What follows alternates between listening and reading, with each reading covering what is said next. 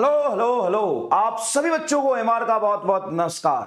स्वागत है the super energetic उत्थान के लेक्चर में। आज हम लोग पढ़ने वाले हैं अल्टरनेटिंग करंट। अल्टरनेटिंग करंट के सवाल को देख के बच्चा डर जाता है, उसको लगता है अरे ये सवाल में इतना ज्यादा लेंदी इक्वेशन लिखा हुआ है। लेकिन अगर आप इक्वेशन के कंसेप्ट को समझ जाओगे, फेजर डायग्राम समझ जाओगे, क्वेश्चन के कंसेप्ट के साइकोलॉजी को समझ जाओगे तो सबसे आसान चैप्टर है ये। मैं जब पढ़ाने स्टार्ट किया था ना, तो भी जो सबसे मुश्किल चैप्टर लगता था मुझे, वो लगता था अल्टरनेटिंग करंट, और अब मुझे सबसे आसान लगता है अल्टरनेटिंग करंट। तो आइए चैप्टर के कंसेप्ट के साइकोलॉजी को समझते हैं और सवाल को आसान बना देते हैं। तो आज सारे कंसेप्ट मैं पहले हाफ में बहुत अच्छे तरीके से, एकदम सुंदर तरीके से आपको समझाऊंगा और बहुत सारे जेईई मेन के रिलेवेंट सवाल कराऊंगा। बहुत ईजी ये, इसमें ना बहुत सारे सवाल तो थ्योरेटिकल आते हैं और कुछ न्यूमेरिकल आते हैं, ठीक है ना। तो हर टाइप, हर फॉर्मूले पे बहुत सारे सवाल आपको कराएंगे, हर टाइप के हर फॉर्मूले पे। सबसे पहले बेटा आज हम समझते हैं, ध्यान से सुनेगा, एसी क्या होता है। बेटा ऑल्टरनेटिंग करंट वो करंट है जो बाई डायरेक्शनल होता है, मतलब दोनों तरफ एक फिक्स फ्रीक्वेंसी में ऑसिलेट करके फ्लो करता है। डीसी होता है बेटा, डीसी होता है जो यूनी डायरेक्शनल करंट होता है। यूनी डायरेक्शनल मतलब एक ही डायरेक्शन में फ्लो करता है। जो एसी है बेटा, उसको स्टोर नहीं कर सकते, cannot store, AC cannot store, इसलिए एसी बैटरी नहीं होता, but DC can store. DC store हो सकता है, डीसी क्या हो सकता है, स्टोर हो सकता है, बट लॉन्ग डिस्टेंस तक आप डीसी को ट्रांसपोर्ट नहीं कर सकते। मतलब मान लो डीसी सोर्स ये है, अब बहुत लंबे दूरी तक डीसी को ट्रांसपोर्ट नहीं कर सकते हो, सप्लाई नहीं कर सकते हो, एसी को लंबे डिस्टेंस तक सप्लाई कर सकते हो। जो एसी होता है ना, फ्लोज थ्रू सरफेस एरिया, वो सरफेस एरिया से फ्लो करता है, एरिया से ऐसे, मतलब ये वायर है तो एसी जो फ्लो करता है ना, ऐसे फ्लो करता है, सरफेस एरिया से फ्लो करता है। और जो डीसी फ्लो करता है, flows through cross section area, flows through cross section area, cross section area, मतलब जो डीसी है ना वो ऐसे फ्लो करता है, ऐसे इस क्रॉस सेक्शन एरिया से, इस पूरे क्रॉस सेक्शन एरिया से ऐसे फ्लो करता है। इसीलिए जो डीसी फ्लो कराते हैं ना, उसके लिए हम सिंगल स्टैंड लेते हैं, मतलब एक सिंपल वायर लेंगे उससे डीसी फ्लो कराएंगे। लेकिन मल्टीपल स्टैंड लेते हैं, जैसे ये एक वायर ले लिया, ऐसा एक और वायर ले लिया, पतले पतले बहुत सारे वायर को ऐसे ऐसे जुगाड़ लिया। इससे हम क्या फ्लो कराते हैं, इससे एसी और डीसी दोनों करा सकते हैं, दोनों करा सकते हैं बेटा, याद रखिएगा। मल्टीपल स्टैंड से एसी और डीसी दोनों करा सकते हैं। क्यों भाई, क्रॉस सेक्शन एरिया तो बन ही रहा है ना, जितना इसका क्रॉस सेक्शन एरिया उतना इसका भी है। साथ साथ में इसका सरफेस एरिया सिर्फ ये वाला एरिया, लेकिन इसका सरफेस एरिया बहुत सारा हो गया, पूरा खुल के बहुत ज्यादा सरफेस एरिया हो जाएगा। तो single stand for DC only and multiple stand for AC and DC both. और जो मूविंग कॉइल गैल्वेनोमीटर है बेटा, ध्यान से सुनना, सारी बातें बता रहा हूं। मूविंग कॉइल गैल्वेनोमीटर, ये जो मूविंग कॉइल गैल्वेनोमीटर है, only for DC, only for DC, not for AC. Moving coil galvanometer हम एसी के लिए यूज नहीं करते हैं। ये किस पे बेस्ड होता है, बेस्ड ऑन टॉर्क, और इसका स्केल लीनियर होता है, लीनियर स्केल होता है, और एसी को मेजर नहीं करते। तो एसी को मेजर करने के लिए हमने एक इंस्ट्रूमेंट बनाया, hot wire ammeter. Hot wire ammeter जो है, उससे हम एसी एंड डीसी दोनों मेजर कर सकते हैं। AC and DC can measure, दोनों मेजर हो सकता है। Based on heat drop, based on heat loss. ये बेटा किस पे बेस्ड होता है, हीट लॉस पे बेस्ड होता है। ये किस पे बेस्ड होता है, हीट लॉस पे बेस्ड होता है। अच्छा, इसका नॉन लीनियर स्केल होता है। क्या होता है, नॉन लीनियर स्केल। क्या ये सारी बातें आपको याद थी, बहुत जरूरी है। उसके बाद एसी के बहुत सारे टाइप होते हैं। जैसे अब एसी के टाइप बोलूं तो एक होता है सिनुसॉइडल एसी, सिनुसॉइडल एसी, एक होता है स्क्वायर एसी, एक होता है स्क्वायर एसी, फिर होता है ट्रायंगुलर एसी। ये कुछ एसी के टाइप है। और एसी में जो हम करंट लिखते हैं वो चार तरह के करंट होता है। सर चार तरह के करंट कैसे, एक होता है बेटा एवरेज करंट। एवरेज करंट का डेफिनेशन कैसे डिफाइंड होता है, एवरेज करंट होता है integration of I into D T divided by integration of D T. अगर I as a function of time दिया हुआ है आपको, तो रखिए उसको इंटीग्रेट कर दिए जहां से जहां तक आपको एवरेज निकालना है। एक होता है आरएमएस होता है रूट मीन स्क्वायर। सबसे पहले स्क्वायर करिए करंट का स्क्वायर, फिर उसका मीन लीजिए, मीन मतलब खोपचा वैल्यू, एवरेज लीजिए, ऐसे एवरेज ले लीजिए, आई स्क्वायर का एवरेज ले लीजिए, फिर उसमें रूट लगा दीजिए, ये हो जाएगा आरएमएस। एक होता है इंस्टेंटेनियस मतलब किसी भी इंस्टेंट पे कितना करंट फ्लो कर रहा है। और एक होता है बेटा पीक करंट मतलब जो भी करंट फ्लो कर रहा होगा उसमें मैक्सिमम वैल्यू कितनी होगी, उसको कहते हैं पीक करंट। इन चारों में से सबसे ज्यादा जो इंपॉर्टेंट करंट है जो किसी भी एमीटर का रीडिंग हो सकता है, या वर्चुअल करंट, इफेक्टिव करंट कहते हैं, उसको हम आरएमएस को कहते हैं। मतलब दो नाम और है लेकिन दो नाम इसी के हैं। इसको हम आई वर्चुअल करंट भी बोलते हैं, इसको हम इफेक्टिव करंट भी बोलते हैं, और इसको हम रीडिंग ऑफ एमीटर भी बोलते हैं। तो आपको बोले आरएमएस बताओ, तो आप रीडिंग ऑफ एमीटर बताओगे, रीडिंग ऑफ एमीटर बताओ मतलब आरएमएस बताओगे, वर्चुअल करंट बताओ आरएमएस बताओगे, इफेक्टिव करंट बताओ आरएमएस बताओगे। मतलब कुछ ना लिखा है तो सिंपल लिखा है करंट बताओ तो आरएमएस करंट बताओगे। मतलब अगर ध्यान से सोचो, तुमसे एसी करंट पूछा, find the value of AC current, find the value of AC current, तो तुम आरएमएस करंट बताओगे।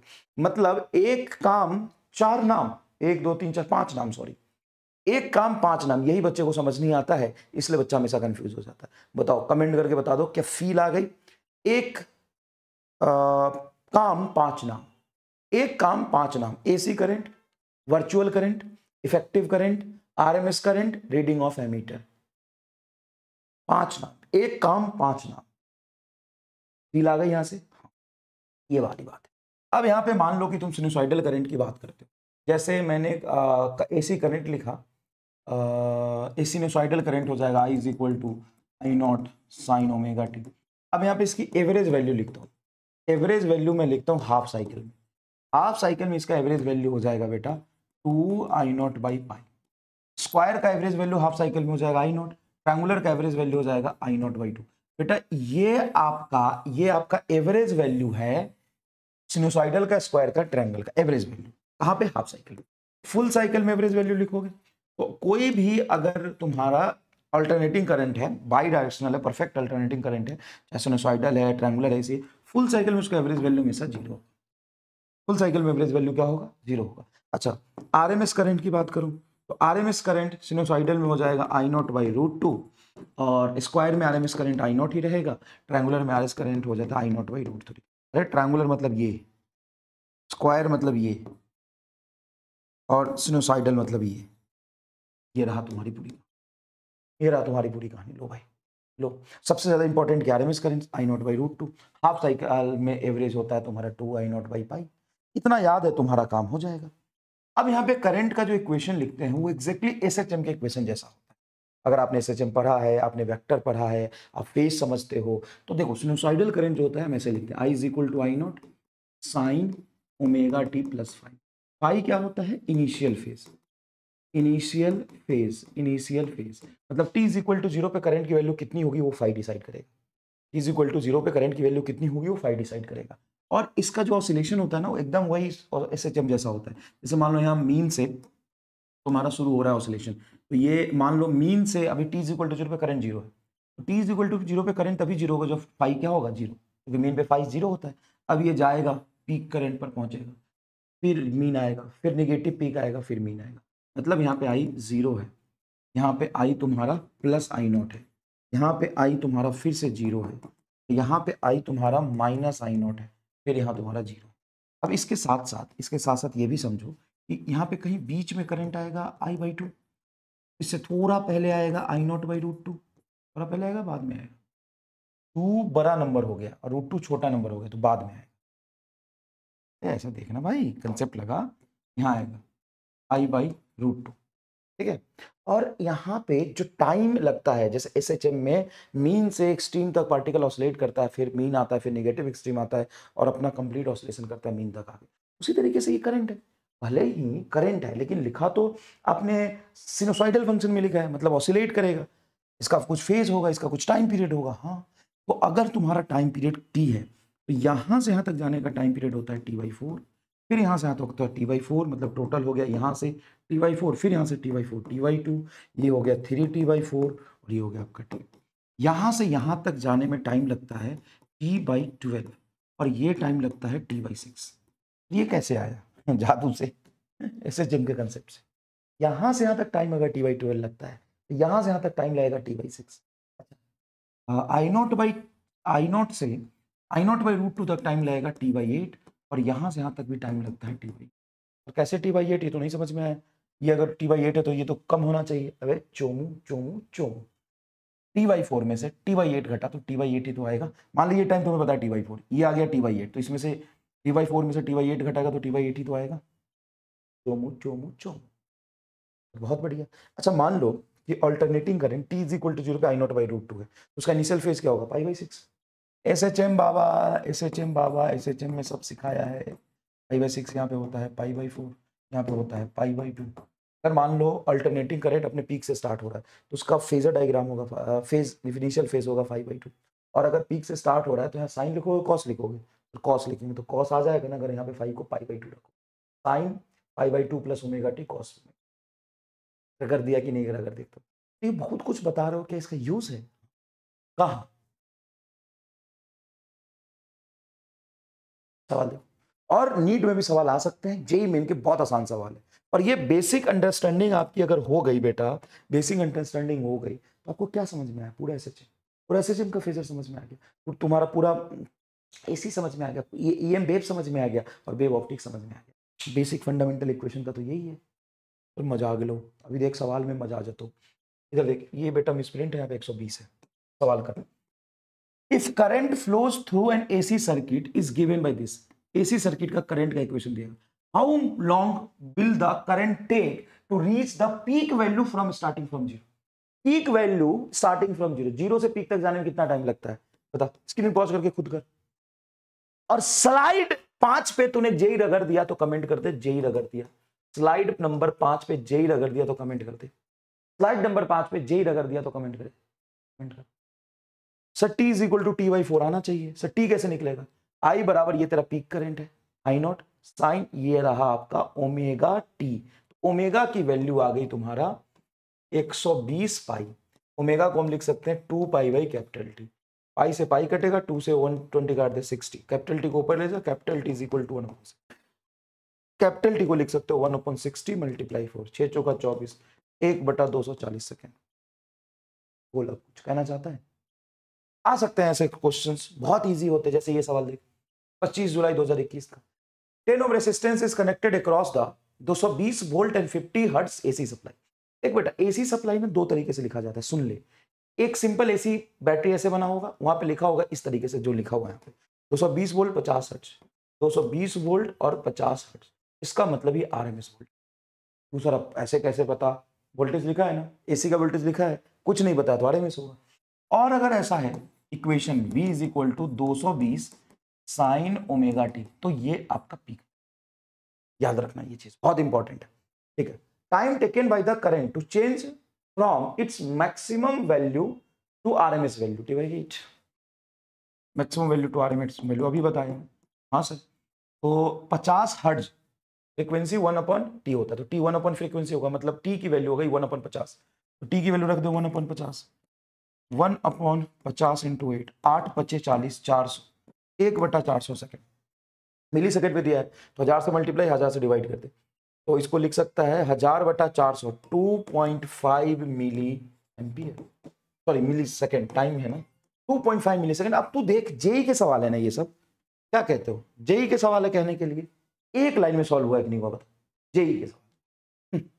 जेई 2021 में अच्छे सवाल आते थे, जेई टफ माना जाता है, देख ना।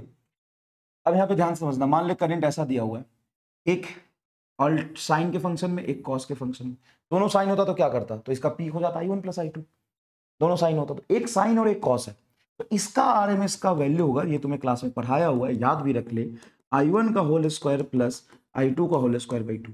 और अगर ऐसा इक्वेशन है I is equal to I1 + I2 sine omega T, एक एसी है और दूसरा सिर्फ कांस्टेंट है, इसमें साइन कॉस कुछ नहीं है, तो इसका जो आरएमएस वैल्यू होगा वो होता है √I1 का स्क्वायर प्लस I2 का होल स्क्वायर बाई 2।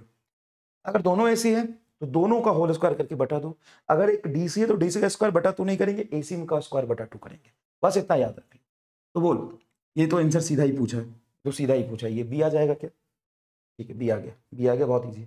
यहाँ पे 27 अगस्त 2021 को बढ़िया सवाल पूछा है, क्या सवाल है ध्यान से, वो बोला कि करंट ये दिया हुआ है क्या, I is equal to √42 sine 2 pi capital T small t plus 10 ampere तुम्हारा कांस्टेंट हो गया, और ये तुम्हारा एसी का हो गया, तो I बराबर √10 का होल स्क्वायर 100 और √42 का होल स्क्वायर 42/2, सही लिख रहा हूँ, 42/2 क्या हो जाएगा 22, तो ये हो जाएगा 122, 122 मतलब 11 एम्पियर, यही बोलोगे ना।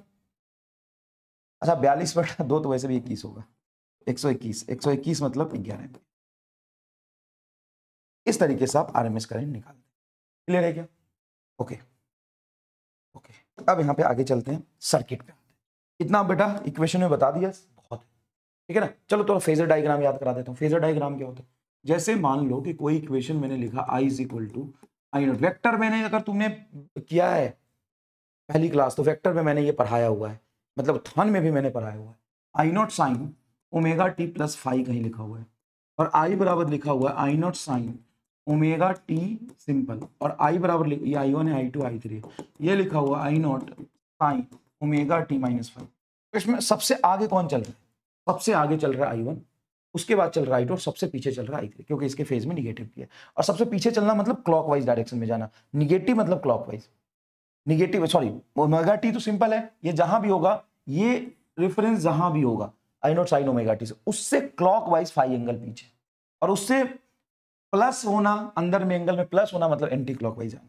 अब यहाँ पे तुम बनाएगा, मान ले आई वन को तूने यहाँ बना दिया, मान ले कि तूने आई वन को यहाँ बनाया सर, लेकिन आई वन तो sign omega T plus five है, साइन ओमेगा टी का रेफरेंस है ये, नहीं वो तो तुम्हारी मर्जी, तू कहीं भी ले सकता है। अगर तूने आई वन को यहाँ माना तो तूने यहाँ पे sign omega T plus five को माना, ये sign omega T plus five यहाँ है, ये वाला चीज जो है आई टू है, क्या इससे कुछ पीछे है? हाँ सबसे आगे, ये उससे फाइव एंगल पीछे है, इससे फाइव आगे है, ये जो होगा इससे जो होगा ये फाइव पीछे होगा, हाँ फाइव पीछे, ये आएगा तेरा, और ये तेरा साइन ओमेगा टी हो जाएगा। अभी तो साइन ओमेगा टी से एंटी क्लॉकवाइज में फाइव आगे, तो ये माइनस फाइव। क्या और ज्यादा फील आया क्या? मुझे पढ़ाते हुए पता नहीं क्यों लग रहा है कि तुम्हें एम आर स्टार फील अब आया तुम्हें थोड़ा और फील। ये हो जाएगा तेरा, नहीं उधर तो जाएगा नहीं, और पीछे हो जाएगा, इससे ये कितना पीछे? 2.5, ये देख 2.5 पीछे, यहाँ पे आएगा तेरा आई थी। तूने बोला था ना I1 सबसे आगे, हाँ लेकिन सर अगर साइन का रेफरेंस यहाँ ले ले, हाँ साइन का रेफरेंस अगर तो यहाँ ले लेगा, सिंपल साइन ओमेगा टी, तो sign omega T anti clockwise में जाएगा तो sign omega T plus five वाला यहाँ, और क्लॉकवाइज में जाएगा तो माइनस फाइव वाला यहाँ, प्लस फाइव वाला यहाँ। तो ये तुम्हारा फेजर डायग्राम का मोटा मोटा रूल है। क्या तुम समझ गए ये बात? समझ गए ये बात? आगे देखना, आगे देखना। Pure resistance, pure resistance, resistance across AC source, pure resistance across AC source, ठीक है भाई, pure resistance across AC source. Pure resistance की कहानी समझते हैं।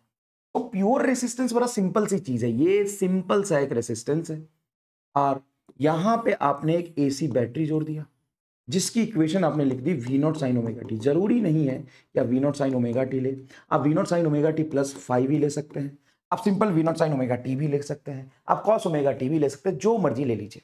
एक और बात, अब जरूरी नहीं कि साइन के साथ लिखिए, आप सिंपल यहाँ पे लिख सकते थे 50 वोल्ट, तो सिंपल अगर 50 वोल्ट लिखते तो पीक वोल्टेज होता, सॉरी सिंपल 50 वोल्ट लिखते तो आरएमएस वोल्टेज होता, लेकिन आपने V naught sine omega T लिखा है तो वी नॉट आपका पीक है, यहाँ पे इसका आरएमएस क्या हो जाएगा? V naught by root two, खत्म, वी आरएमएस और बैटरी, तो बहुत आसान है। हाँ अब यहाँ पे जितना वोल्टेज यहाँ पे होगा उतना ही वोल्टेज यहाँ होगा, पैरेलल में है। हाँ सर वोल्टेज तो सेम होगा, तो करंट बराबर रेसिस्टेंस में जितना वोल्टेज जाएगा जो बैटरी सप्लाई कर रहा है बटा रेसिस्टेंस। सर ये पीक की बात करेंगे तो आई नॉट ले लो, तो बैटरी की पीक वोल्टेज देखो वी नॉट बटा आर, ये करंट आ गया, peak current simple V naught. Peak current के लिए इक्वेशन की जरूरत थोड़ी नहीं, मुझे बताओ इसका पीक वोल्टेज कितना वी नॉट, रेजिस्टेंस कितना आर, तो पीक करंट ही होगा। आरएमएस करंट अगर निकालोगे तो आरएमएस करंट हो जाएगा V naught by root two peak voltage बटा resistance, peak current peak voltage V naught बटा R root two RMS voltage बटा रेसिस्टेंस। इक्वेशन करंट का क्या होगा? तो करंट का इक्वेशन होगा peak current I naught sine omega T plus Y, same phase में रहेगा जिस फेज में वोल्टेज है, क्योंकि जितना वोल्टेज किसी इंस्टेंट पे यहाँ पे आएगा उतना ही वोल्टेज यहाँ जाएगा, और वोल्टेज बटा रेसिस्टेंस करंट है, सिंपल। तो current end voltage same phase में रहते हैं रेसिस्टेंस में। आई को आप लिख सकते हो आई नॉट है वी नॉट बटा R sine omega T plus five. ये तुम्हारी करंट की इक्वेशन मिल गई। क्या मिल गई चाचा चौधरी? करंट की इक्वेशन मिल गई। करंट और वोल्टेज का फेजर डायग्राम बनाओगे तो करंट जिस फेज में रहेगा वोल्टेज उसी फेज में रहेगा। रेसिस्टेंस के cross current end voltage same phase में रहता है, इसका फेज डिफरेंस मतलब करंट एंड वोल्टेज के इक्वेशन में डिफरेंस देखो, ये भी sign omega T plus five, ये भी sign omega T plus five, phase difference ये हो। एवरेज पावर लिखते हो बेटा तो ये हो जाता है I R M S into simple V R M S, I R M S into V R M S. Pure resistance में एवरेज पावर का ये फॉर्मूला है, I R M S into V R M S, that's it. और कोई rocket science नहीं, कुछ नहीं, बड़ा सिंपल सी बात है। इक्वेशन बनाओगे, सॉरी ग्राफ बनाओगे, बड़ा आसान ग्राफ दिखता है यार इसका। ये अगर तेरा वोल्टेज का ग्राफ है जो तूने सप्लाई किया है, वोल्टेज वर्सेस टाइम का, वोल्टेज वर्सेस टाइम का, तो ये करंट वर्सेस टाइम का ग्राफ हो, एकदम सेम फेज में है। जब करंट का पीक तभी वोल्टेज का पीक, ये करंट है ये वोल्टेज है। जब करंट जीरो, वोल्टेज जीरो तो करंट जीरो, सिंपल, खत्म हो गया, प्योर रेसिस्टेंस। अब हम बात करते हैं प्योर इंडक्टर। तो प्योर इंडक्टर में क्या होता है बेटा, कि ये मान लीजिए आपका इंडक्टर है जिसकी इंडक्टेंस है एल, और इसको आपने एसी सोर्स से जोड़ दिया। ये वोल्टेज है V naught sine omega T plus 5, हमने एकदम जनरलाइज लेके चलते प्लस 5। तो अब क्या होगा कि यहां पे जो भी वोल्टेज आएगा बैटरी में किसी इंस्टेंट पे, वही इंडक्टर में जाएगा, तो पैरेलल है। हाँ, अब इंडक्टर की जो वोल्टेज है वो ही बैटरी के वोल्टेज के बराबर हो, और वो होता है L D I by D T. तो करंट डायरेक्टली वोल्टेज बटा एल करके नहीं आएगा, क्योंकि जो रेसिस्टेंस का, सॉरी, जो बैटरी का वोल्टेज है किसी भी इंस्टेंट पे, वो इंडक्टर के क्रॉस उतना ही वोल्टेज होगा किसी से। ये गलत नहीं है, तो सही है। जो वोल्टेज दोगे वो डायरेक्ट जाएगा, किरचॉफ्स रूल है ये तो, जितना सप्लाई किस इंस्टेंट पे उतना ही ड्रॉप होगा इंडक्टर में। एक ही चीज है, एक ही बैटरी है, एक ही इंस्ट्रूमेंट है, एक ही बैटरी है, एकदम दिमाग में छप रहा है। लेकिन बैटरी का जो पोटेंशियल है वही इंडक्टर में जाएगा, और इंडक्टर की पोटेंशियल होता है एलडीआईडीटी। तो अब करंट को इंटीग्रेट करके मिलता है इक्वेशन। और याद रख लीजिए बस यहीं पे कि इंडक्टर एल ऊपर, एल का वोल्टेज ऊपर, बस मतलब ये याद रख लो कि एल का वोल्टेज होता है इंडक्टर का वोल्टेज, वो आगे चलता है इंडक्टर में करंट से। इंडक्टर में करंट का इक्वेशन जो भी आएगा वोल्टेज के फेज से पाई बाई 2 पीछे आएगा। इतना ही समझना, आप ड्राइव करके, आप ड्राइव करके देख लो, लेकिन याद तो रखना पड़ेगा ये चीज। अब मान लो तूने ये वोल्टेज लिखी, पता है करंट क्या लिखोगे? करंट आएगा आई बराबर पीक करंट इनटू जो भी तुम्हारा वोल्टेज का इक्वेशन है sine omega T plus 5 minus pi two P. Voltage का जो भी इक्वेशन है उससे करंट पाई बाई 2 पीछे चलता है, बात खत्म। वोल्टेज का जो भी इक्वेशन है उससे करंट पाई बाई 2 पीछे चलता है, बात खत्म। तो समझ में आ गया। अब यहां देख, अब यहां देख, अगर तू एवरेज पावर लिखेगा तो लिखेगा आई, मतलब पहले पावर लिख ले, इंस्टेंटेनियस पावर। तो इंस्टेंटेनियस पावर होगा तुम्हारा instantaneous current into instantaneous voltage. Average power क्या होगा? एवरेज पावर होगा I average into V average. I की वैल्यू रखोगे I naught sine omega T, I naught, I की वैल्यू रखोगे I naught omega T plus 5 minus pi by 2, और ये आएगा तेरा साइन ओमेगा टी प्लस 5। अब जब इसको लिखोगे sign omega T plus 5 minus pi by 2, ये हो जाएगा cos omega T plus 5, sign omega T plus 5। Sign omega T into cos omega T का खोपचा वैल्यू जीरो होता है, मतलब एवरेज पावर यहाँ पे हो जाता है जीरो। इसलिए इंडक्टर में, प्योर इंडक्टर में जो करंट फ्लो करता है उसको हम वोल्टलेस करंट कहते हैं। इसके वजह से average power pure inductor circuit में जीरो होता है।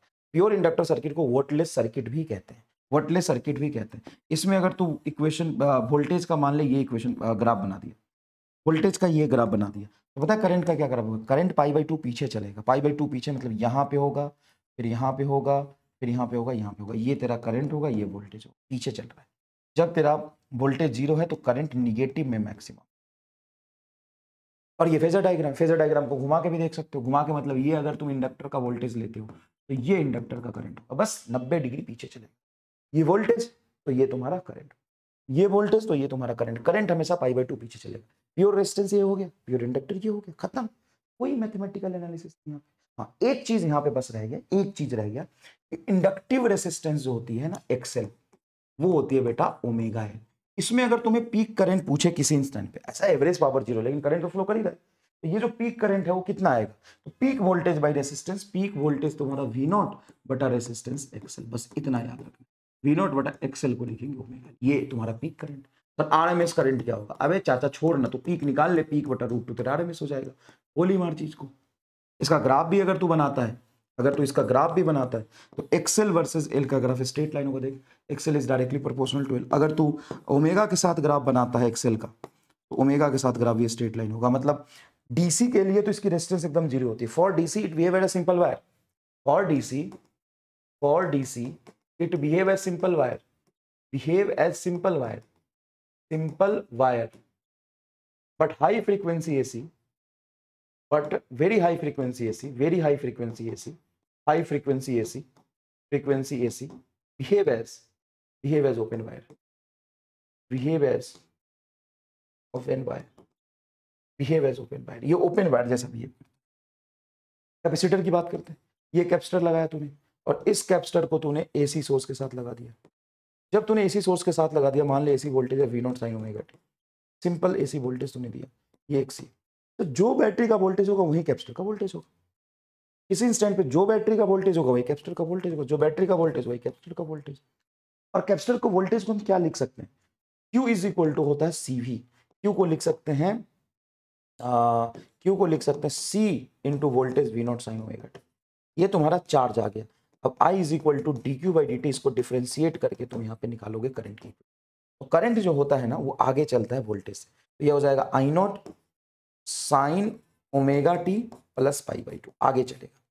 ये क्या होगा, आगे चलेगा। इसका फेजर डायग्राम देखोगे तो ये तुम्हारा कैपेसिटर का करंट, तो ये कैपेसिटर की वोल्टेज, ये तुम्हारा कैपेसिटर की वोल्टेज, तो ये कैपेसिटर का करंट। तो पता है मैं क्या कहता हूँ बच्चों को कि pure inductor, pure resistance, pure capacitor, तुम ऐसे याद रख लो कि ये हो गया तुम्हारा प्योर रेजिस्टेंस और इंडक्टर में वोल्टेज उसका आगे चला जाए तो ये हो गया प्योर इंडक्टर। याद रखो बस, ये तुम्हारा करंट और ये वोल्टेज है। और ये तुम्हारा प्योर कैपेसिटर हो गया। कैपेसिटर में तुम्हारा करंट आगे चलता है, वोल्टेज पीछे चलता है। तो कैपेसिटर का वोल्टेज नीचे, इंडक्टर का वोल्टेज ऊपर, रेसिस्टेंस का वोल्टेज इधर, करंट इधर फिक्स कर दो। तो ये तुम्हारा हो गया रेसिस्टेंस, ये हो गया तुम्हारा इंडक्टर, ये हो गया कैपेसिटर। बस खत्म। यहाँ से एक्सी जो निकल के आता है बेटा, एक्सी ही मेन इंपॉर्टेंट, ओन अपन ओमेगा से। एक्सी को आप लिख सकते हो, ओमेगा की वैल्यू होती है 2 पाई एफ सी।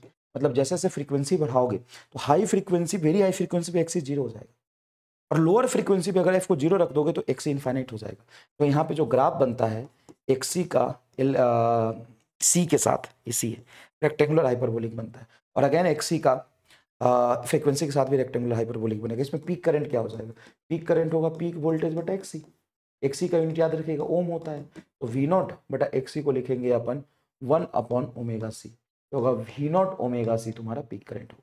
आरएमएस करंट क्या होगा, पीक करंट बटा √2। सिंपल है। अब यहाँ पे अगर तुम बनाते हो कि रेसिस्टेंस और इंडक्टर सीरीज में कनेक्टेड, सबसे फेमस सर्किट है सीरीज एलसीआर के बाद, सबसे फेमस सर्किट है, लेकिन कब, सीरीज एलसीआर के बाद। तो ये तुम्हारा मान ले आर है, ये तेरा एल है। सबसे पहली बात, ये इक्वेशन लिखोगे V naught sine omega T, कुछ इक्वेशन आ गया इसका। तो बेटा ये रेसिस्टेंस तो है ही, इसका इंडक्टिव रेसिस्टेंस होगा एक्सएल, वो होगा ओमेगा इंटू एल। एल इसका इंडक्टेंस है और ओमेगा एसी सोर्स की फ्रीक्वेंसी। मतलब इंडक्टर की जो इंडक्टिव रेसिस्टेंस होगी, इंडक्टिव रेसिस्टेंस होगी, वो इसके सेल्फ इंडक्टेंस और सोर्स के फ्रीक्वेंसी पे डिपेंड करता है। तो कई बार बच्चे बेवकूफ बन जाते हैं, बोले कि 10 ओम है एफ फ्रीक्वेंसी पे, अब 2f फ्रीक्वेंसी बताओ कितना करंट बहेगा। फ्रीक्वेंसी डबल करोगे तो इसकी रेसिस्टेंस डबल होती है, कैपेसिटर फ्रीक्वेंसी डबल करोगे तो इसकी रेसिस्टेंस, कैपेसिटर की इंडक्टिव रेसिस्टेंस आती है। पिलाई ये बात, चमक गया बहुत अच्छे से, हाँ सर चमक गया। अब यहाँ पे कुछ नहीं करना, फेजर डायग्राम का जादू देखो। अगर मान लो जो भी करंट सर्किट में फ्लो करेगा वो दोनों से सेम जाएगा, हाँ, तो करंट को यहाँ मान लेते हैं। अब इससे जो करंट जा रहा है उसी के अलोंग, उसी फेज में इसके क्रॉस वोल्टेज होगा, मतलब इधर ही तेरा वी आर होगा। बोलो हाँ कि ना, हाँ सर, इधर ही मेरा वी आर होगा। और जिधर करंट बह रहा है इंडक्टर में, उससे परपेंडिकुलर उसका वोल्टेज होगा। तो VL और VR, तो नेट वोल्टेज आएगा तुम्हारा V net root under VL का होल स्क्वायर प्लस VR का होल स्क्वायर। नेट वोल्टेज को आप लिख सकते हो I इंटू सर्किट का नेट इंपीडेंस। नेट वोल्टेज को क्या लिख सकते हो, आप लिख सकते हो ना भाई, ये जो नेट वोल्टेज आया है दोनों के क्रॉस, उसको लिख सकते हो करंट, करंट तो वही रहेगा सेम, करंट इंटू सर्किट का नेट रेसिस्टेंस, इसको इंपीडेंस के नाम से जानते हैं। VL हो जाएगा तुम्हारा I इंटू एक्सएल का होल स्क्वायर प्लस VR हो जाएगा आई स्क्वायर इंटू आर का स्क्वायर, क्योंकि रेसिस्टेंस के लॉन्ग जो पोटेंशियल ड्रॉप होता है IR होता है। आई से आई स्क्वायर कॉमन निकल के कट जाएगा, इंपीडेंस आ जाएगा रूट अंडर एक्सएल का whole square plus R square, ये तुम्हारा नेट इंपीडेंस आता है। ये तुम्हारा नेट वोल्टेज है, करंट इतना, इसको फाई बोल सकते हो। यहाँ पे आप निकाल सकते हो tan फाई क्या हो जाएगा, तो परपेंडिकुलर आपका VL है और बेस VC है, तो VL बटा VR, एक perpendicular upon base. cos phi भी निकाल सकते हो, cos फाई क्या हो जाएगा, cos फाई हो जाएगा सर बेस अपॉन हाइपोटेन्यूज, तो बेस हो गया तेरा VR बटा हाइपोटेन्यूज हो गया नेट V, ये निकाल सकते हो। cos फाई को हम पावर फैक्टर के नाम से जानते हैं, cos फाई को ही हम क्या बोलते हैं, पावर फैक्टर के नाम से बोलते हैं। अब बात हो गई कि इसमें करंट कितना फ्लो करेगा, करंट फ्लो करेगा, पीक करंट निकाल सकते हैं, पीक करंट बराबर होगा पीक वोल्टेज बटा इंपीडेंस। हो गया सर, ये तो बहुत आसान है। जेड कैसे आएगा, जेड ये आ गया, जेड ये आ गया, ये तो बहुत आसान है, बहुत आसान है। करंट एंड वोल्टेज में फेज डिफरेंस क्या होगा, वो यहाँ से निकाल लेंगे, तो बहुत आसान है। अब बोला मुश्किल है, सेम चीज एकदम होता है बेटा, सेम चीज एकदम होता है। क्या ये सारी चीजें तुम खुद लिख के बता सकते हो? जो यहाँ पे डेरिवेशन होना है सारी चीजें खुद लिख के बता सकते हो? ये अगर रेसिस्टेंस और ये सी है, इसका एक्सी हो जाएगा 1/ओमेगा सी, है ना, V is equal to V naught sine omega. तो इसका एक्सी हो जाएगा, इसका रेजिस्टेंस होगा, तो इम्पिडेंस हो जाएगा root under R square plus XC का होल स्क्वायर। इसमें फेजर में एक फर्क ये होगा कि नीचे होता है वीसी, उधर होता है वीसी का करंट, और इधर होगा तेरा वी। तो नेट वोल्टेज तेरा यहाँ आएगा, इसमें वोल्टेज तुम्हारा पीछे चलेगा फाइव, टेन फाइव लिख सकता है, परपेंडिकुलर वीसी बटा बेस हो जाएगा वी। बोलो हाँ कि ना, बोलो हाँ कि ना, बोलो हाँ कि ना। क्या ये बात फील आ रही है आपको? जल्दी से बता दीजिए कमेंट करके।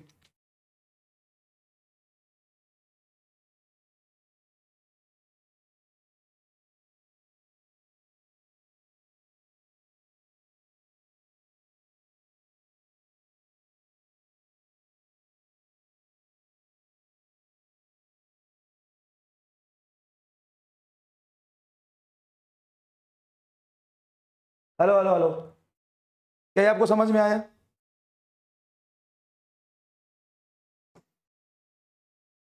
क्या आपको ये समझ में आया? सर सही बात है, इसमें पीछे चलेगा, और इसमें इंडक्टिव, इसको सर्किट बोलते हैं, इंडक्टर के साथ रेजिस्टेंस तो वोल्टेज आगे चलेगा, कैपेसिटर के साथ रेजिस्टेंस है तो वोल्टेज पीछे चलेगा। क्लियर है क्या?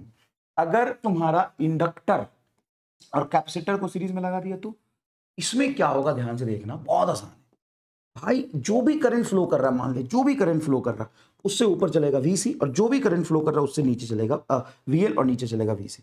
तो नेट वोल्टेज में इसका 180 डिग्री का फेज डिफरेंस, एक्जेक्टली अपोजिट है। तो अगर वीएल तेरा ज्यादा है तो नेट वोल्टेज आएगा वीएल माइनस वीसी सिंपल, और ये करंट, इसमें अभी भी फेज डिफरेंस तुम्हारा π/2 होगा नेट करंट और नेट वोल्टेज में। नेट वोल्टेज को लिख सकते हो आई इंटू जेड बराबर आई इंटू एक्सएल। वीएल को क्या लिखोगे, करंट इंटू इसकी रेसिस्टेंस माइनस करंट इंटू इसकी रेसिस्टेंस। यहां से आपका आई से आई कैंसिल हो जाएगा, जेड बराबर हो जाएगा एक्सएल माइनस एक्सी, जेड बराबर हो जाएगा एक्सएल माइनस एक्सी। बताइए ध्यान से, बताइए बताइए बताइए, घबराना नहीं है। सर इसमें पावर ड्रॉप क्या होगा? पावर ड्रॉप तो इसमें आपने इसमें बताया नहीं, अब मजा आएगा। तो किसी भी इंस्टेंटेनियस पावर को क्या बोलेंगे आप? Instantaneous current into instantaneous voltage. किसी इंस्टेंट पे instantaneous current into instantaneous voltage. Instantaneous current इसमें क्या है? सर तो वोल्टेज का इक्वेशन अपने माना नहीं। मान लो वोल्टेज है तुम्हारा V is equal to V naught sine omega.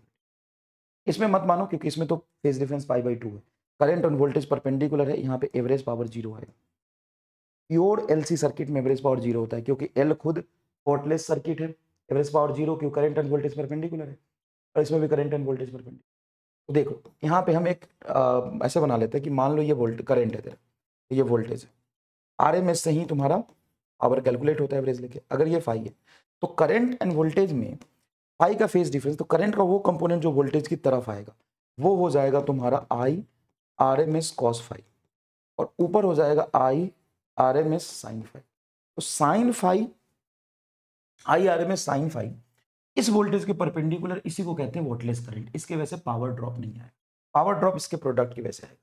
Average power drop आप डायरेक्ट लिखोगे आई आर एम एस, जो भी सर्किट का आरएमएस करंट है, जो भी सर्किट का आरएमएस वोल्टेज है, into cos phi.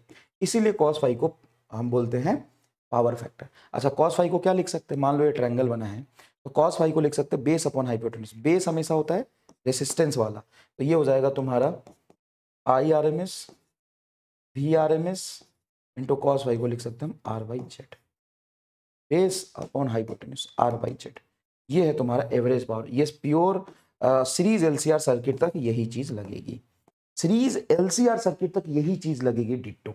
Series LCR circuit तक अगर मैं बात करूं सीरीज एलसीआर सर्किट, तो सीरीज एलसीआर सर्किट की बात करते हैं।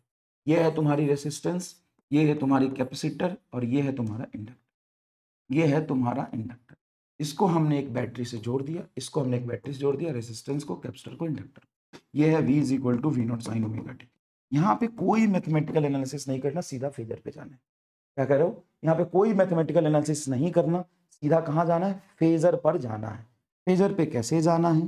फेजर पे ऐसे जाना है कि मान लो जो करंट यहाँ से फ्लो करेगा, क्या वो तीनों में सेम करेगा? हाँ कि ना? हाँ सर तीनों में सेम करेगा, तो ये तीनों में सेम करेगा, तो ये तुम्हारा करंट होगा। और जो करंट फ्लो करेगा उसी के अलोंग तुम्हारा रेसिस्टेंस का पोटेंशियल ड्रॉप होगा, मतलब वी आर होगा, यहाँ पे वी आर आएगा। क्योंकि क्योंकि क्योंकि जितना करंट इसमें फ्लो करेगा और जिस फेज में करेगा उसी फेज में इसके क्रॉस पोटेंशियल ड्रॉप होगा। ये प्योर रेसिस्टेंस है। प्योर इंडक्टर के केस में मान लो करंट आ रहा है इसमें आई, उसमें वोल्टेज ड्रॉप होगा तेरा वीएल, तो जो वीएल होगा इसी के करंट से परपेंडिकुलर, करंट दोनों का सेम है, और इधर होगा तेरा वीसी। बस वीएल और वीसी में हमेशा फेज डिफरेंस होता है 180 का। ये होता है वीआर और वीएल में 90 का, ये होता है 90 का। इतना तो समझ गए क्योंकि ये पहले ही पढ़ा हुआ है हमने। अब जो नेट वोल्टेज होगा, मान ले वीएल जाता है तो ये लिखेगा वीएल माइनस वीसी। बेटा वीएल माइनस वीसी, इधर तेरा वीआर और इधर ही तेरा करंट, इधर ही तेरा करंट।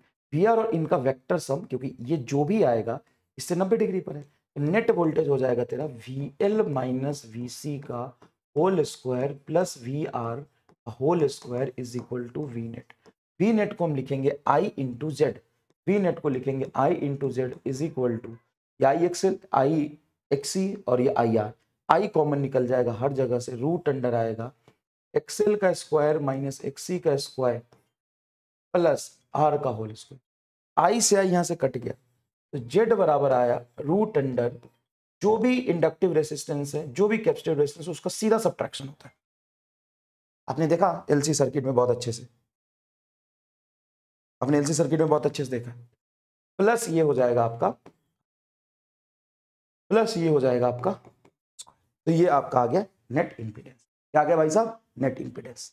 देखिए प्योर रेसिस्टेंस बन के दिखाओ, वोल्टेज और करंट सेम फेज में। प्योर इंडक्टर वोल्टेज आगे चलेगा, प्योर कैपेसिटर वोल्टेज पीछे चलेगा। एलसी, एलसी तो एलसी में या तो नेट वोल्टेज ऊपर आएगा, वीएल ज्यादा है तो वीएल में से वीसी घटा दो, लेकिन वीसी ज्यादा तो वीसी में से वीएल घटा दो।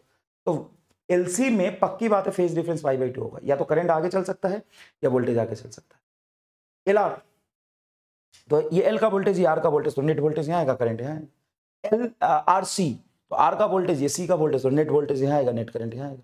सीरीज एलसीआर में ये देखो, सीरीज एलसीआर में ये देखो, सीरीज एलसीआर में क्या फर्क पड़ा? अबे पहले जो कंसेप्ट पढ़े थे उसी को तो 2-3 कंसेप्ट एक साथ लग गया बस। नया चीज है कि 2-3 कंसेप्ट एक साथ लगाया बस, 2-3 कंसेप्ट एक साथ लगा। ये वोल्टेज है, ये करंट है, ये फेज डिफरेंस आएगा।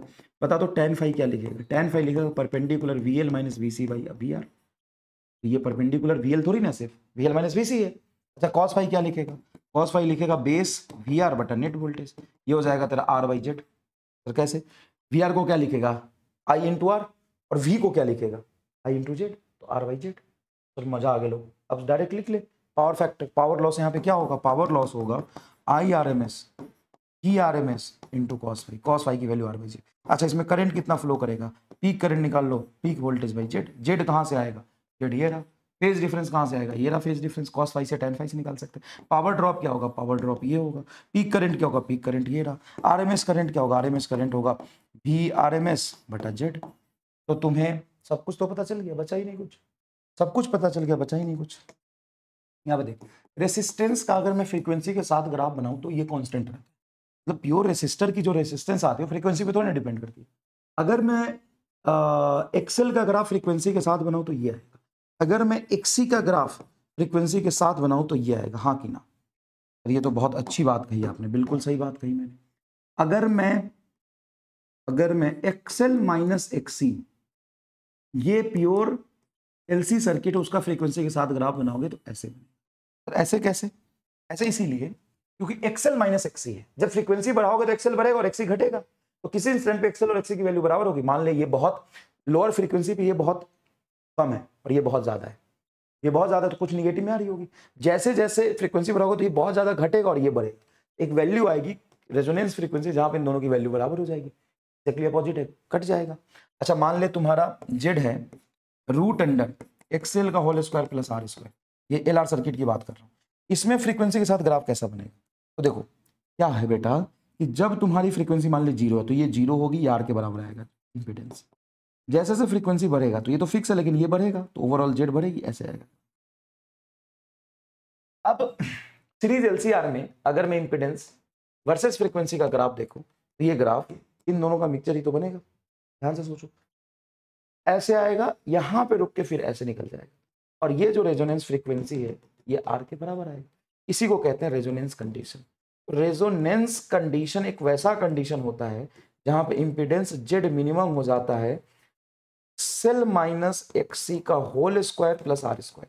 अब एक ऐसी फ्रीक्वेंसी तो होगी ना जहां पे एक्सएल एक्सी बराबर हो जाए, तो एक्सएल एक्सी बराबर हो जाए तो ये जीरो, तो ये नेट जेड इंपीडेंस आर के बराबर बचेगा। सर एक मिनट, कॉस फाई होता है आर बाई जेड, आप कह रहे हो जेड भी आर के बराबर है तो कट के 1 आ गया, तो पावर फैक्टर 1 आ गया, मतलब फेज डिफरेंस 0 होता है। हाँ, तो रेजोनेंस कंडीशन वो कंडीशन है जहां पे इंपीडेंस मिनिमम आर के बराबर होगा, power factor 1, phase difference 0। Power factor cos phi को बोलते हैं, पावर फैक्टर कॉस फाई को बोलते हैं, और फेज डिफरेंस फाई को बोलते हैं।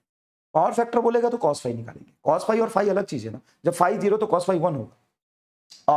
और यहाँ पे करंट फिर क्या हो जाएगा सर, करंट हो जाएगा V नॉट बाई जेड होता है, अगर जेड मिनिमम है तो करंट तुम्हारा जो भी फ्लो करेगा उस कंडीशन में मैक्सिमम फ्लो करेगा। और ये तब रेजोनेंस कंडीशन आती है जब एक्सएल बराबर एक्सी हो जाए, तो एक्सएल को हम ओमेगा एल लिखते हैं और एक्सी को 1 अपॉन ओमेगा सी लिखते हैं, तो omega square is equal to L C आ गया, मतलब omega is equal to 1 upon root L C. ये रेजोनेंस एंगुलर फ्रीक्वेंसी है, तो रेजोनेंस फ्रीक्वेंसी हो जाएगा 1 upon 2 pi root L C. सारी बात जानते हैं। अब क्या है कि जेड वर्सेस एफ का ग्राफ, आई वर्सेस एफ का ग्राफ क्या होगा, आई तो होता है भाई साहब वी बाई जेड, इसका उल्टा ग्राफ बन जाएगा। अगर मैं ये देखूंगा तो करंट वर्सेस फ्रीक्वेंसी का ग्राफ देखूंगा तो कुछ ऐसा बनेगा। ये होता है बेटा रेजोनेंस एंगुलर फ्रीक्वेंसी जिसपे पीक करंट मैक्सिमम होगा, पीक करंट मैक्सिमम। और एक फ्रीक्वेंसी होती है F1 जहां पे तुम्हारा पीक करंट √2 से कम हो जाए, तो दो फ्रीक्वेंसी एग्जिस्ट करेगी F2। यहाँ पे बैंड विड्थ हो जाएगा बेटा, बैंड विड्थ डिफाइन हो जाएगा F2 माइनस F1, ये बैंड विड्थ हो गया। ये क्या हो गया, बैंड विड्थ हो गया F2 माइनस 1, इसको कहते हैं हम डेल्टा ओमेगा। क्लियर है क्या, तो आपने क्लास में इसको डेल्टा ओमेगा लिखा दिया, तो कोई बात नहीं, ये डेल्टा ओमेगा तुम देखो ना, ये हाफ पावर बैंडविड्थ हो गया, हाफ बैंडविड्थ। अब यहाँ पे हम क्वालिटी फैक्टर डिफाइन करते हैं। क्वालिटी फैक्टर होता है रेजोनेंस एंगुलर फ्रीक्वेंसी बटा बैंडविड्थ, इसको कहते हैं रेजोनेंस एंगुलर फ्रीक्वेंसी बटा बैंडविड्थ, मतलब omega naught by delta omega इस फिगर के कॉरस्पॉन्डिंग। और इस फिगर के कॉरस्पॉन्डिंग जो डेल्टा ओमेगा की वैल्यू आती है वो आती है आर बाई एल, ऊपर चला जाएगा ओमेगा नॉट एल को हम एक्सएल बाई आर लिख सकते हैं। क्वालिटी फैक्टर रेजोनेंस कंडीशन में एक्सएल और एक्सी बराबर होता है, तो एक्सी बाई आर भी बोल सकते हैं। ठीक है सर। अच्छा, क्वालिटी फैक्टर आ गया तेरा omega naught L by R. Omega naught को भी क्या लिखा था, अभी देखो यहाँ पे खुद देखो, ओमेगा नॉट क्या था, देखो ये resonance angular frequency 1 upon root L C, तो यहाँ ओमेगा नॉट को लिख सकते हैं एल बाई आर को बाहर लिखो 1 upon root L C, root L से एल कटेगा ऊपर आ जाएगा रूट एल, तो root L by C 1 upon R, इसको कहते हैं क्वालिटी फैक्टर। क्वालिटी फैक्टर उसका ज्यादा होता है जितना ज्यादा ये शार्प ग्राफ बने। शार्प ग्राफ बनेगा जैसे दो चीजें बनाई, ये एक क्वालिटी ग्राफ है और एक ये ग्राफ है, तो क्वालिटी फैक्टर किसका ज्यादा होगा, इसकी क्वालिटी फैक्टर ज्यादा होगी क्योंकि इसका बैंडविड्थ कम है, और बैंडविड्थ के इनवर्सली प्रोपोर्शनल होता है क्वालिटी फैक्टर। बताओ मजे आए कि नहीं है। और एक चीज बहुत ईमानदारी से एकदम अलग अलग करके तुमको पढ़ा दिया कि नहीं पढ़ा दिया, बोल मेरे लाल, लाल पीले नीले हरे काले, ओ काले दिल वाले, काला है तो क्या हुआ दिल वाला है, बोल समझ में आया, ठीक है। अब रेडी है सवाल करने के लिए, चल अब एक काम कर, ये सवाल मत कर, तुम फंस जाएगा, ये सवाल कर, एक सवाल कर, स्क्रीन पॉज कर, ये जेईई मेन 25 जून 2022 का सवाल है, देखते हैं कितने शार्प हो तुम।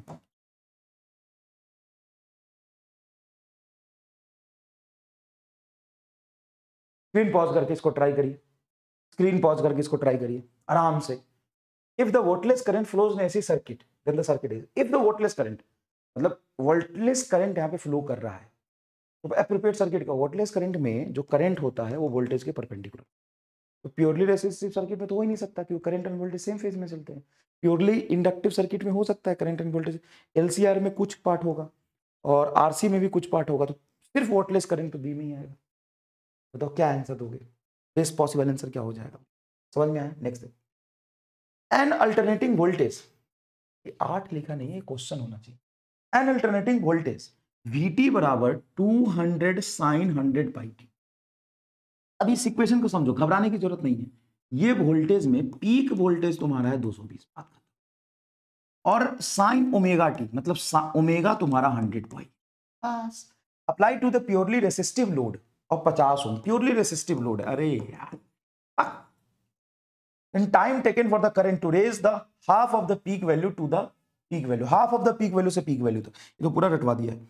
मीन से मतलब 0 से half of the peak value तक लगता है t/12, यहां से यहां तक लगता है t/6। रगड़ दे सवाल को, तो बस t/6 करना है। हाँ ओमेगा तुम्हें पता है, ओमेगा को लिख 2π/t, यहाँ से t निकल जाएगा, हाँ t निकल जाएगा तो t/6 आंसर हो जाएगा तुम्हारा। तो सर r का कुछ नहीं करना, v का कुछ नहीं करना, सीधा यहाँ से t/6 आंसर आ गया।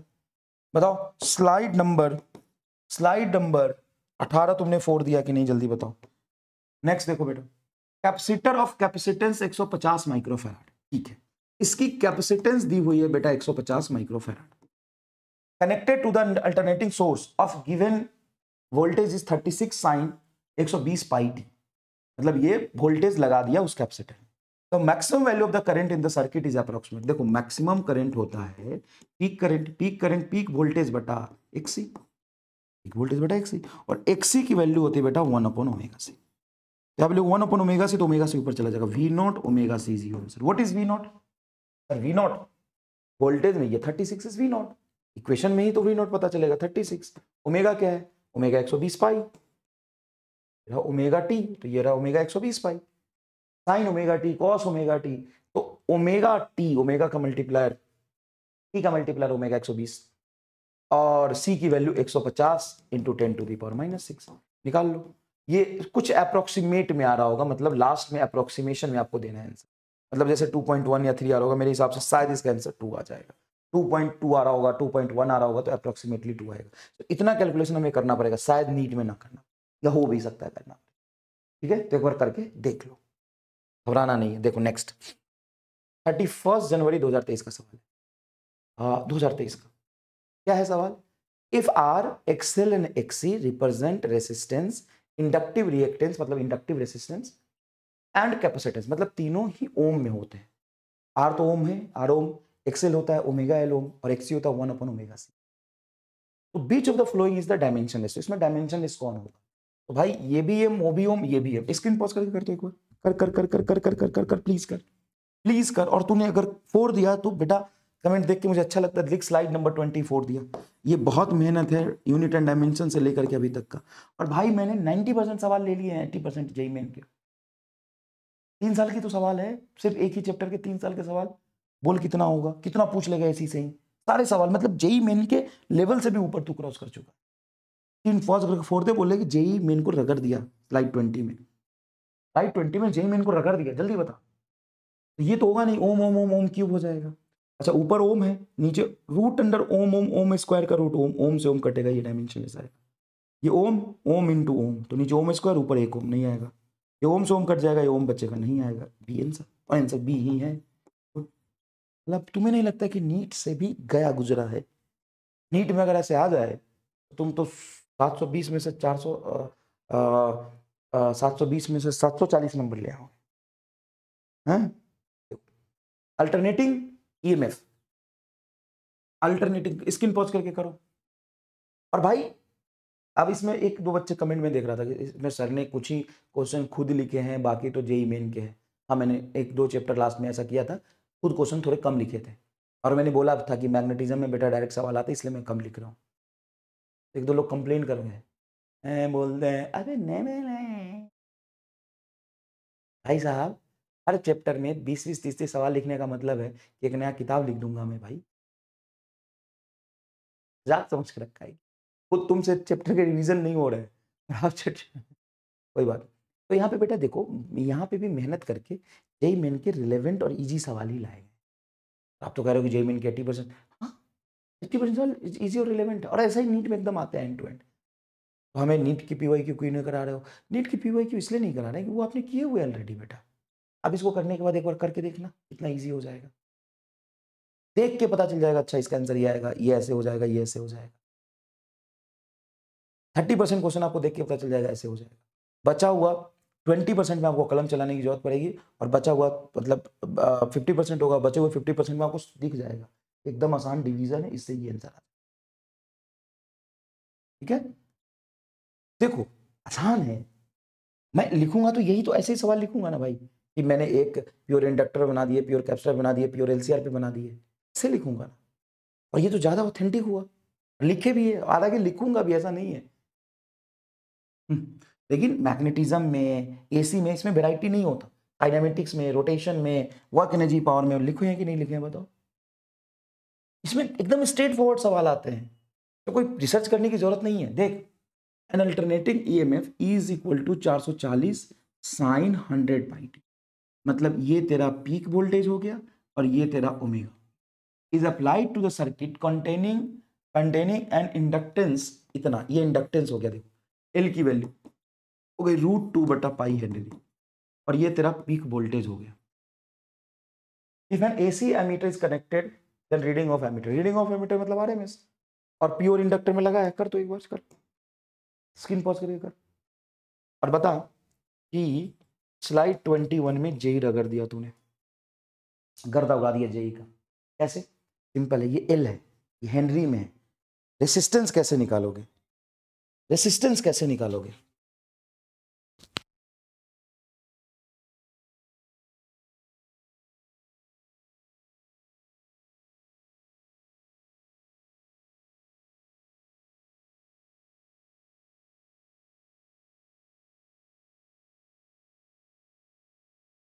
देख यहां पे ध्यान से, एक्सेल, तो एक्सेल हो जाएगा तेरा ओमेगा एल। ओमेगा देखो क्या है बेटा, ओमेगा है 100π, 100π, तो ओमेगा को लिखा हमने 100π, और एल हो गया तेरा √2/π, पाई से पाई कट गया, ये हो गया 100√2। और आरएमएस करंट क्या होगा सर? आरएमएस वोल्टेज, ये 440 पीक है, तो आरएमएस होगा 440/√2, 440/√2, ठीक है? आरएमएस क्या हो जाएगा? 440/√2, तो ये तुम्हारा आरएमएस हो गया, और एक्सेल से डिवाइड कर दो तो ये हो जाएगा 100√2, डबल जीरो से ये जीरो कटेगा, और एक और जीरो तो 4.4 आ जाएगा, 4.4 बटा √2, 4.4/2, 2.2। और ऐसे ही सवाल बेटा नीट में, कोई रॉकेट साइंस नहीं, कितना इजी और स्मूथ है, और देखो कितना टॉपिक वाइज वो है, क्या कहते हैं बताओ, क्या कहते हैं?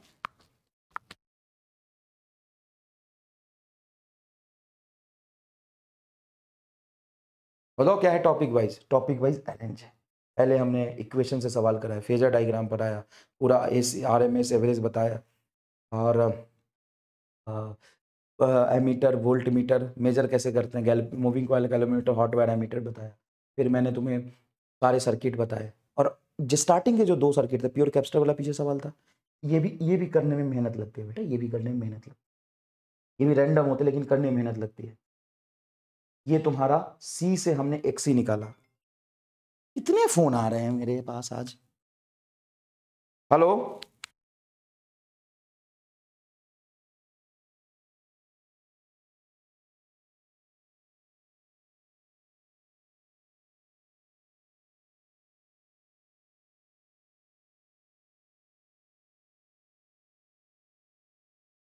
हटा दिया भाई, साइलेंट कर दिया।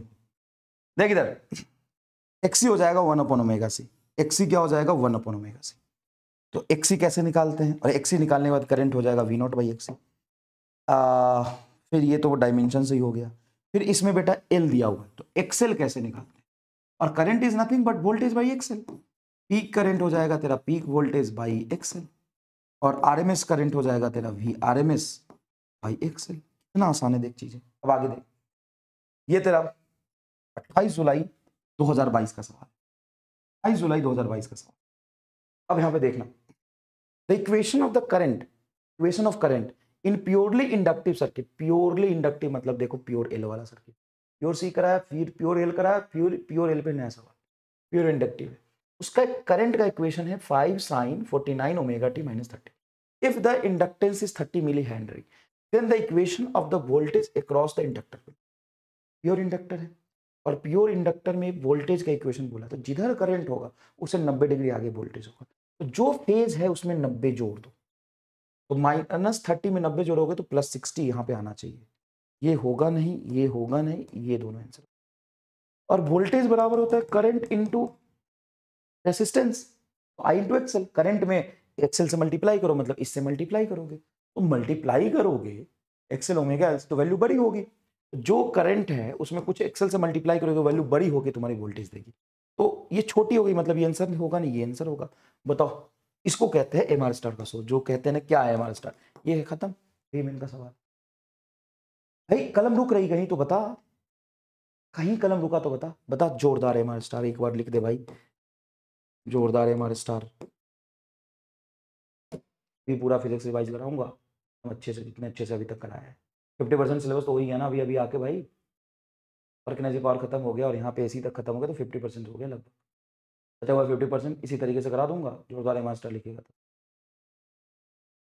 अब आगे देख, what happened to the inductive resistance and the current in a purely inductive circuit if the frequency is halved। सवाल को सीधा से पहले पर, what happened to the inductive reactance? inductive reactance ये XL वो बोलते हैं ओमेगा, ओमेगा होता है 2 पाई F, inductive reactance and the current in a purely inductive circuit I is equal to V by omega L circuit if the frequency is half। अब इसका frequency आधा करोगे, XL तो आधा होगा, फ्रीक्वेंसी आधा करोगे तो करंट डबल होगा। बहुत डबल गलत है, बहुत गलत है। Inductive reactance will be double, नहीं, inductive reactance will be half and current will be double. भाई साहब सवाल पूछ रहा है कि शर्मिंदा कर रहा है। जेई हम शर्मिंदा है, जेई में हम शर्मिंदा है क्योंकि तेरा कातिल एमआर स्टार अभी जिंदा है। जेई हम शर्मिंदा है क्योंकि तेरा कातिल एमआर अभी जिंदा है। ये देख, a circuit connected to the AC source of EMF is equal to E naught sin 100t with t second gives a phase difference of pi by 4 between the EMF E and current I। Which of the following circuit will exist? Circuit containing to the AC source of EMF इतना with t gives a phase difference इतना, phase difference pi by 4 है, मतलब मान ले current इधर है तो voltage 45 degree पर है pi by 4। Which of the flowing circuit exist? तो tan फाई क्या होता है? tan फाई होता है तेरा परपेंडिकुलर अपॉन बेस। अब कौन सा सर्किट है ये? या तो ऑप्शन से देख, या तो आरसी है, आरएल है, आरएल है, आरसी है, मतलब आर और सी का कॉम्बिनेशन है। तो परपेंडिकुलर अपॉन बेस तो ये हो जाएगा तेरा VL by V R. VL को लिखोगे आई एक्सएल और वी आर को लिखोगे आई आर, तो ये हो जाएगा तेरा एक्सएल बाई आर। और tan 45 होता है तेरा 1 इज इक्वल टू 1। तो जहां एक्सएल और आर बराबर हो जाए, तो अगर ये आरएल सर्किट है तो एक्सएल और आर बराबर होना चाहिए। आर 1 किलो ओम है तो एक्सएल यहां से निकाल लेते हैं, एक्सएल होता है ओमेगा एल। ओमेगा बताओ क्या है? 100t, मतलब 100 है। ओमेगा को लिखोगे 100, मिली है 10⁻³ मिली हेनरी, ये एल की वैल्यू लिखी, तो ये आ रहा है 0.1 ओम, तो गलत हो गया। और RC circuit with R 1 kilo ohm, C 1 microfarad. XC होता है बेटा 1 अपॉन ओमेगा सी।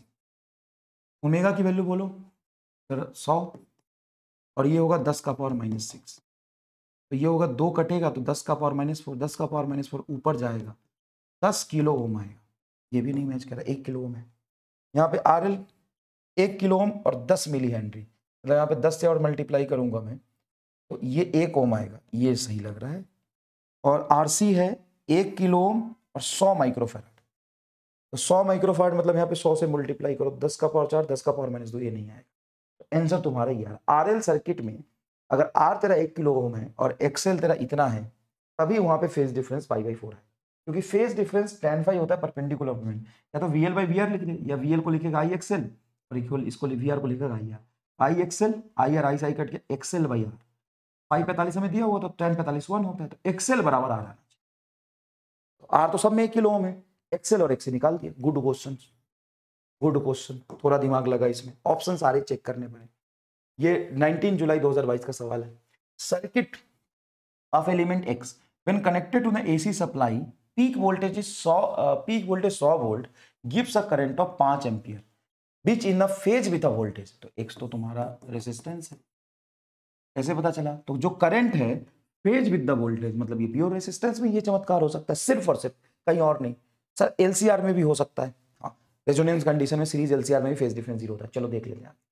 तो तुम्हारा क्या बोला है कि करंट 5 है और वोल्टेज 100 है, तो रेजिस्टेंस यहां से निकाल लो, 100/5 20 ओम आएगा। अब a second element y when connected to the same AC supply also give the same value of peak current which lags behind the voltage by इतना। मतलब लैग्स बिहाइंड द वोल्टेज, मतलब current पीछे है, current उतना ही दिया, voltage इधर।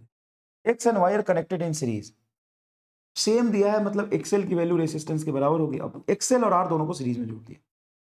अब बोला X and Y are connected in series, दोनों कनेक्टेड इन सीरीज, तो बेटा ये तुम्हारा एल ही होगा। क्यों? क्योंकि तुम्हारा जो करंट है π/2 पीछे चल रहा है, तो करंट π/2 पीछे चल गया, तो ये तुम्हें पता चल गया कि इंडक्टिव रिएक्टेंस होगा इसका 5 ओम, सॉरी 20 ओम।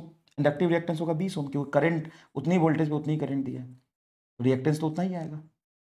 पढ़ो पढ़ो पढ़ो, कोई खास बात नहीं है। तो ये तुम्हारा हो जाएगा 20 ओम। अब ये 20 और ये 20, दोनों को एक्स और वाई की वैल्यू हमने निकाल ली, सेम वोल्टेज पे सेम करंट दिया, तो रेसिस्टेंस तो सेम आएगा। अब दोनों को सीरीज में जोड़ा, तो 20 20 40 नहीं होगा, 20 20 20√2 होगा। करंट बराबर होगा, आरएमएस करंट पूछा, ये पीक वोल्टेज था तो पीक करंट इतना है, पीक करंट है, पीक करंट ही निकाल ले। पीक करंट होगा पीक वोल्टेज, सेम सप्लाई दिया 100/20√2, ये आ जाएगा बेटा 100 10/2। और आरएमएस के लिए √2 100 डिवाइड कर दे, तो आरएमएस के लिए काट देना 5 आएगा, 5/√2 इंटू √2, 5/2 2.5, 5/2 आ गया ना, ये आंसर है। बढ़िया सवाल है ना, खींच के बढ़िया सवाल। नेक्स्ट देखो, the current I at a time t is equal to 0 and t is equal to steady respectively for the given circuit is, बहुत बढ़िया सवाल है। t is equal to 0 पे देखो बेटा क्या है कि ये इंडक्टर है, ये रेजिस्टेंस है, ये रेजिस्टेंस है, ये रेजिस्टेंस है, ये रेजिस्टेंस है, और ये तुम्हारा इंडक्टर है। तो t is equal to 0 पे क्या होगा? ये सिंपल वायर होगा। अगर ये सिंपल वायर होगा तो ये सर्किट बना तुम्हारा। मान ले बेटा बैटरी मैंने यहाँ बना ली, ये बैटरी, इस बैटरी के बाद ये 5 ओम यहाँ पहुंचा, ऐसे बना ले 5 ओम, 5 ओम यहाँ पहुंचा, इसके बाद 2 लाइन जा रही है, एक 4 ओम के साथ कनेक्ट करके यहाँ पहुंच गया, मैं कर दे यहाँ पे 4 ओम के साथ कनेक्ट कर दे, यहाँ आ जा, कोई दिक्कत नहीं है। उसके बाद यहाँ से एक सिंपल वायर जाके यहाँ पे कनेक्ट हो,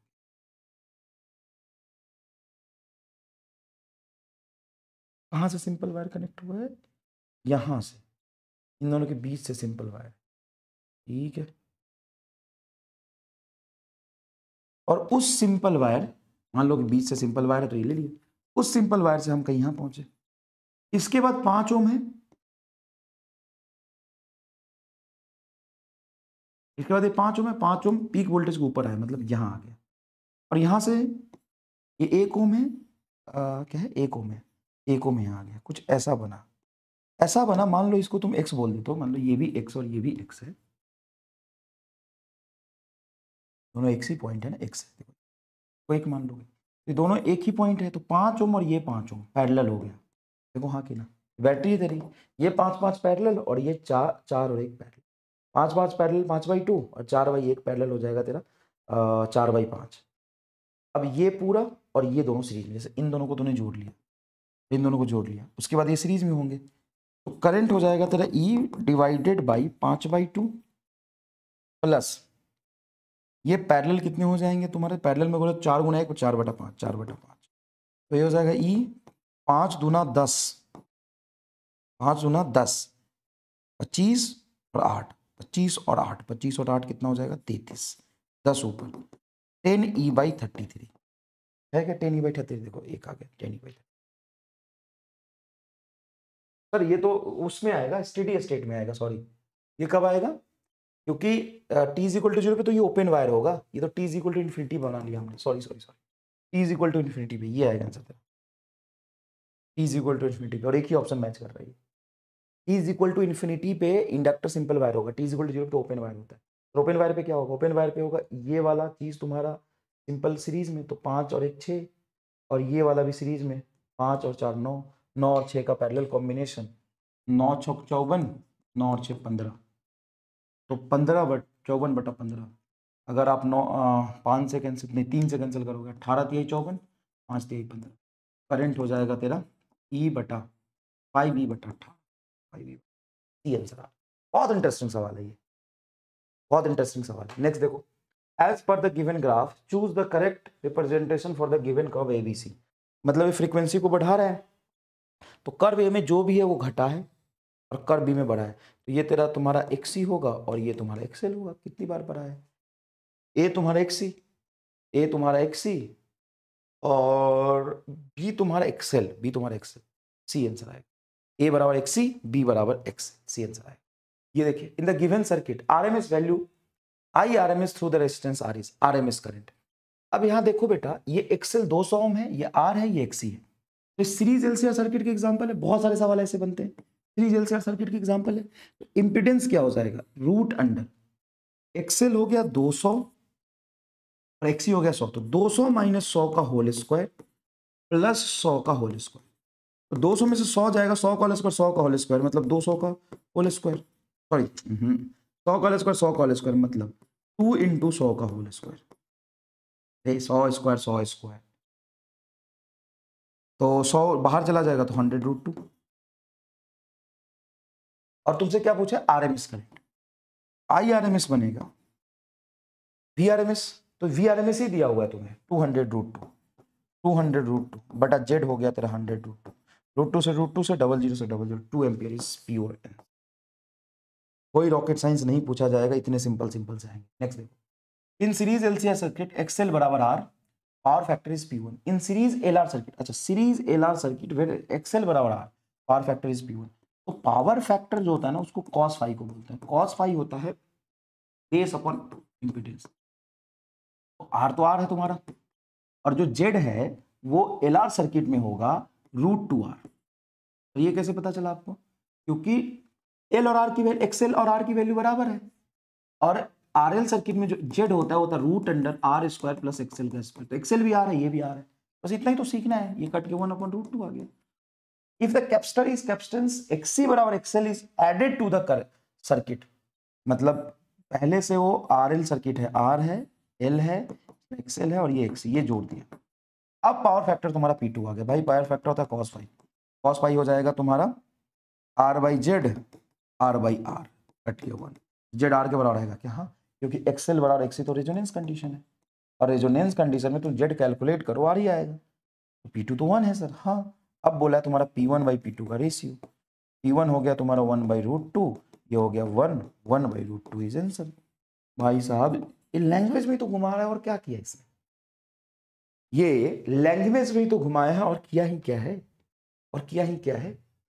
Maximum power is dissipated in a circuit containing an insulator, containing an inductor, sorry, maximum power is dissipated in a circuit containing an inductor, a capacitor and a resistor connected in a series with an AC source when resonance occurs. Yes, maximum power dissipated तभी होगा जब maximum current जाएगा, maximum power तभी dissipated होगा ना जब maximum current जाएगा, और वो कब होता है, resonance condition होता है, तो सही है। Maximum power is dissipated in a circuit containing the pure resistor due to the zero phase difference, containing pure resistor due to the zero phase difference between current and voltage, ये भी सही है, क्योंकि ये प्योर रेसिस्टर की बात की। Maximum power dissipated इन circuit containing pure resistor, pure resistor में मैक्सिमम पावर होता है, क्यों, क्योंकि जीरो फेज डिफरेंस आता है, करंट और वोल्टेज सेम फेज में, तो दोनों सही है भाई मेरे, दोनों सही है भाई मेरे, दोनों सही है। यही मिन 2023 का सवाल है, तो 24 का सवाल नहीं लाए हो, वो होमवर्क के लिए रखा है, इसी पीडीएफ के साथ अटैच करके दूंगा। यार वो और जो डीबी मिलेगा वो अलग है, और इसके साथ दूंगा, मेहनत करो, नहीं काम चलेगा। करोगे मेहनत कि नहीं करोगे बताओ, करो। For the given figure choose the correct option.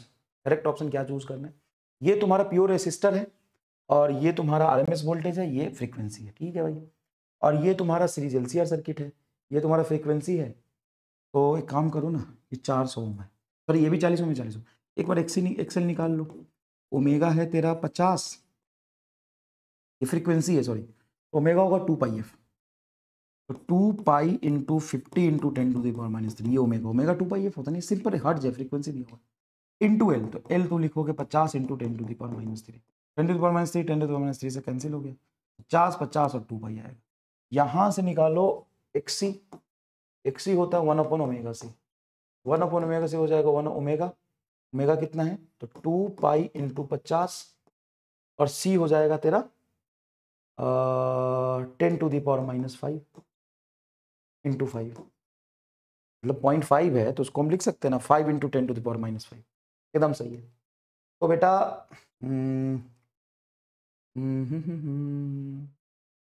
पचास 25 25 दूना 50 50 फिर 00 इंटू पाई, ये आया। ये क्या आएगा,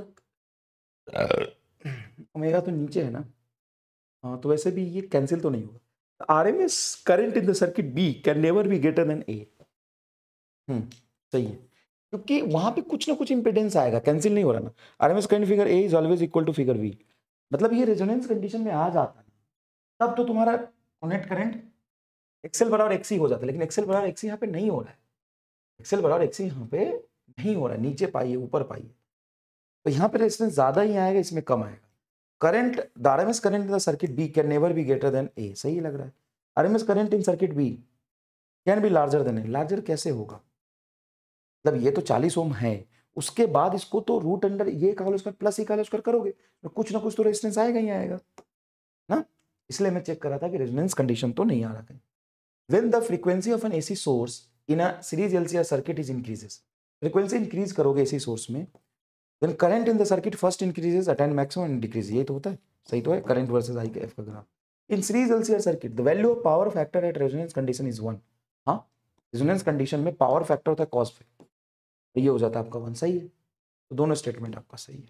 नेक्स्ट देखिए, for a series LCR circuit I versus omega curve is shown, ये है I वर्सेस ओमेगा कर्व, ऐसे बनता है, परफेक्ट नहीं ऐसे, ठीक है।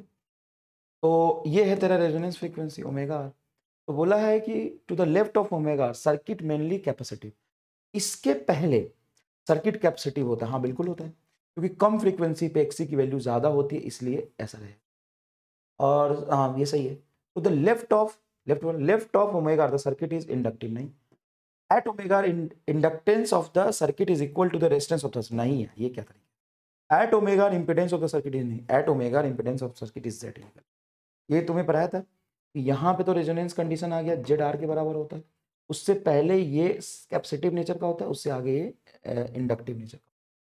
Next, LCR in the self inductance capacitance resistance, ये तो ना होमवर्क है, then which does not have the dimension of time, तुम्हें बताया था ओमेगा एल 1/ओमेगा c और r, इससे चेक करके देख लो, ये तुम्हें मैंने यूनिट एंड डायमेंशन में भी कराया हमारे स्टार। नेक्स्ट देखो, हाँ यहाँ पे कुछ इंस्ट्रूमेंट दिए उसके काम दिए, यही नहीं, अच्छा नहीं वो इस अलग सवाल है, ये बढ़िया सवाल है, स्क्रीन पॉज करके अटेम्प्ट करो तो इसको बेटा, स्क्रीन पॉज करके अटेम्प्ट करो, स्क्रीन पॉज करके अटेम्प्ट करो। 35 स्लाइड 35, जेई हम शर्मिंदा हैं, आज का हैशटैग होना चाहिए जेई हम शर्मिंदा हैं, शर्मिंदा हैं,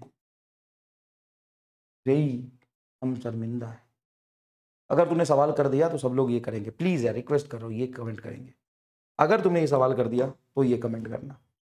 राइट 35 फोड़ दिया, जेई हम शर्मिंदा है, एकदम आसान भाई, याद घटिया।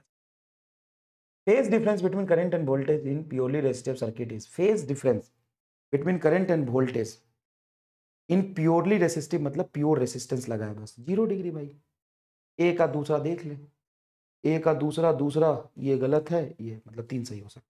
Phase difference between current end voltage in a pure inductive में π/2 होता है, π/2, एंड प्योर इंडक्टिव है ना, करंट लीड्स नहीं, करंट लैग्स वोल्टेज आगे चलता है, थर्ड आएगा, बी का थर्ड देख ले, बी का थर्ड यहाँ है, बी का थर्ड यहाँ, बी का थर्ड यहाँ नहीं। नेक्स्ट देख ले, phase difference between current end voltage ना प्योर कैपेसिटिव, प्योर सर्किट में प्योर कैपेसिटिव में π/2 का फेज डिफरेंस होता है, करंट पीछे चलता है, नहीं करंट आगे चलता है, वोल्टेज पीछे चलता है, करंट लीड्स, ये रहेगा सी का फर्स्ट, ये आंसर है, ये सी का चौथा था, बाकी हो गया खत्म। लो भैया मजा आ गया लो कि ना, और भाई क्रिएटिव सवाल मैं लिखूंगा तो मैं भी तो यही लिखता, क्या लिखता होता, ऐसा क्या लिखता होता।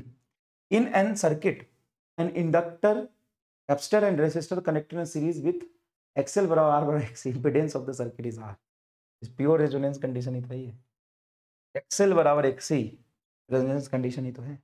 कातिल हम शर्मिंदा है, यही हमारा जिंदा है, बता आगे बोल।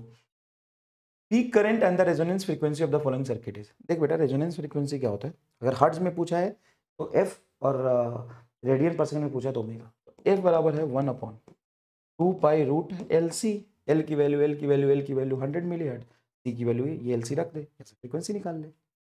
और करंट पूछा है तो यहाँ पे तुम्हें ये ओमेगा दिया हुआ है 100, तो ओमेगा तुम्हारा दिया हुआ है 100t, ओमेगा मतलब साइन ओमेगा टी होता है, तो टी का मल्टीप्लायर ओमेगा हो, ओमेगा तुम्हें 100 दिया हुआ है, एक्सेल बराबर हो जाएगा ओमेगा इंटू एल, ओमेगा तुम्हारा 100 और एक्सेल हो जाएगा 100 इंटू 10⁻³ 1 2 3 से कटेगा, ये 10 हमारा भाई साहब एक्सेल, एक्सी देखो, एक्सी होगा वहाँ ओमेगा सी, ये हो गया ओमेगा तुम्हारा 100 और सी हो गया तुम्हारा 100 इंटू 10⁻⁻6, 10⁻⁻6 ऊपर चला जाएगा और नीचे हो गया 10⁻⁴, तो ये तुम्हारा 100 ओम आ गया भाई। एक तो 100 इंटू 10⁻⁻6 और ये 100 अलग है, तो 100 ओम आएगा ये, लेकिन ये 10 ही रह जाएगा। एक बार इसको चेक करते हैं, ओमेगा 100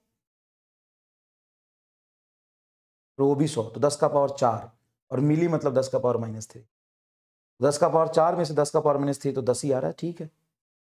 तो और ये कितना है, आर है 120, तो ये 100 में से 10 जाएगा तो 90 का होल स्क्वायर प्लस 120 का होल स्क्वायर, ये तुम्हारा जेड आ जाएगा। कैलकुलेट करो यहाँ से, नेक्स्ट। हाँ, ये करो बेटा, जेईई मेन 2021 का बढ़िया सवाल है, पता है ये जो सवाल है ना, इसका 1/4 1/3 आएगा नीट में। नीट में एक चीज पूछेगी तुमसे, नीट में एक चीज पूछेगा तुमसे, और यहाँ देख कितना जोड़ा क्या है, लिस्ट 1 से लिस्ट 2 मैच करना है।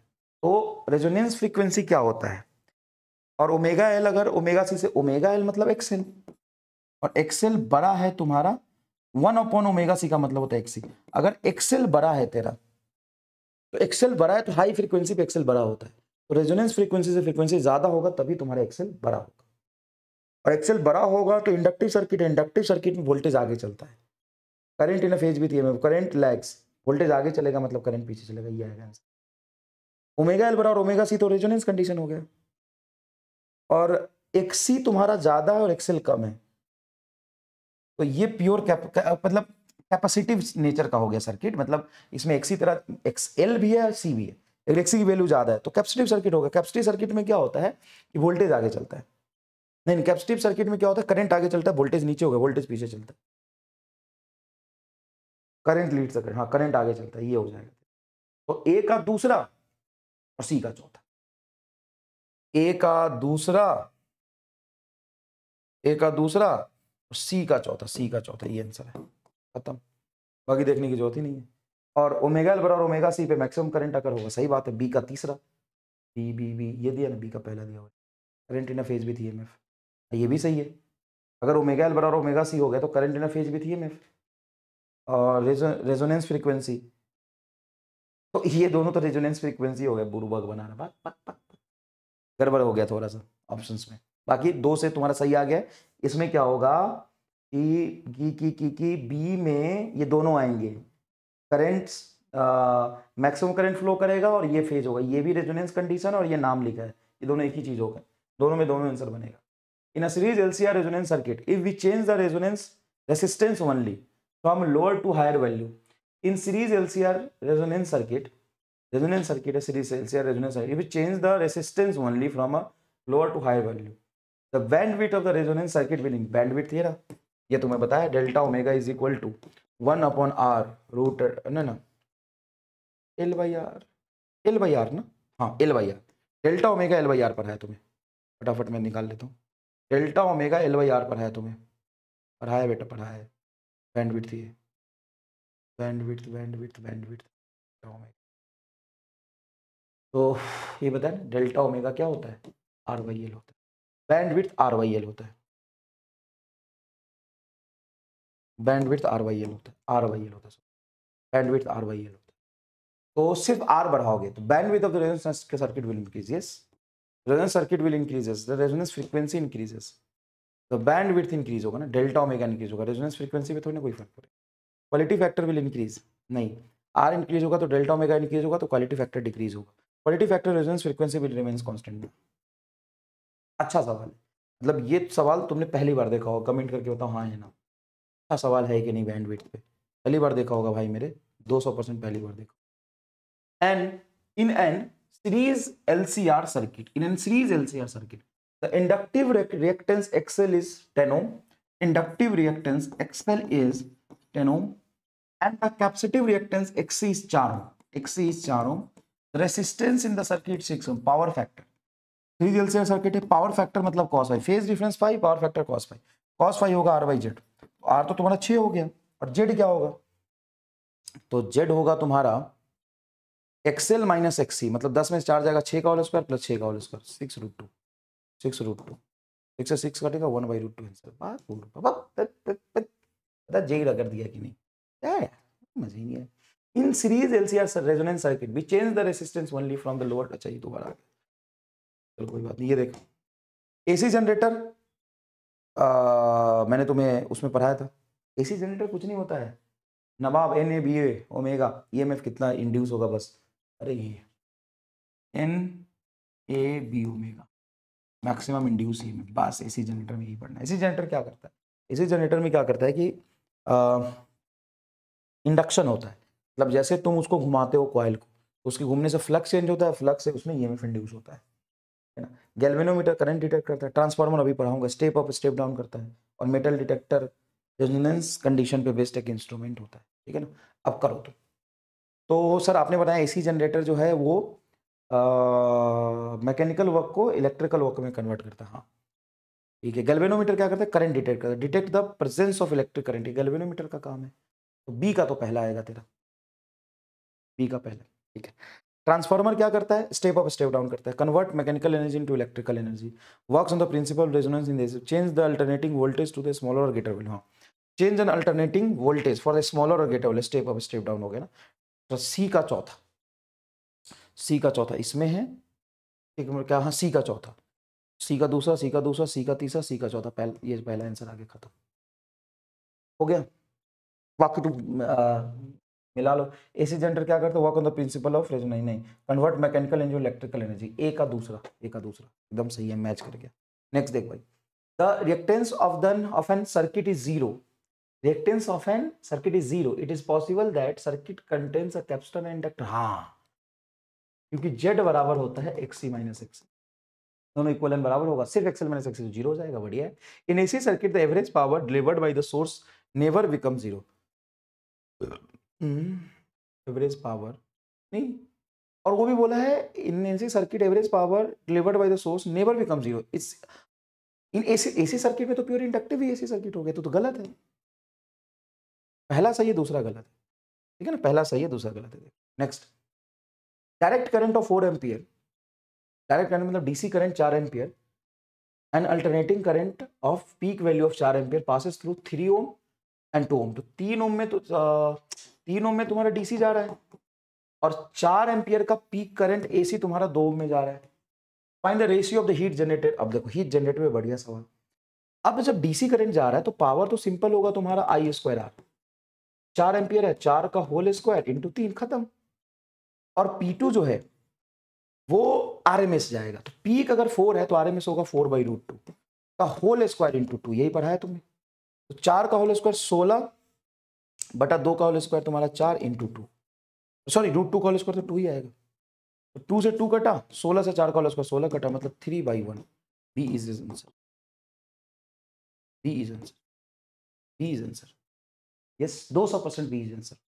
In 220 volt and 50 hertz AC source is connected to the 25 volt and 5 watt lamp, 25 volt and 5 watt lamp, and the additional resistance R is in series as shown in a figure. To run the lamp at the peak brightness, then value of R in ohm will be.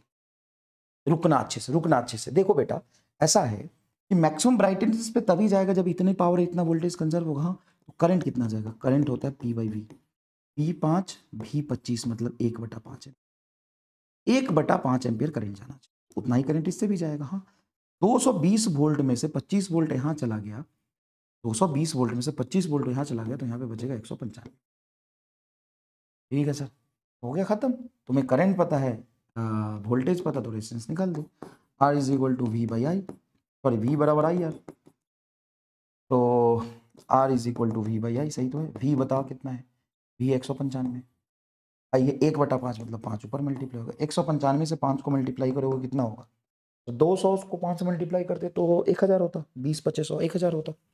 अब 1000 में से 25 हटा दे तो 975 ओम है, देखो verify करके एक बार, 975 ओम सही लग रहा है मुझे, in the series LCR circuit is designed to resonance at the angular frequency 10 का power 5 radian per second.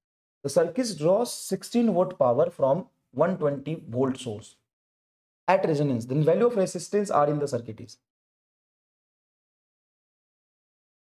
in series LCR circuit designed to resonate at the angular frequency इतना, मतलब उस angular frequency पे resonate कर रहा है.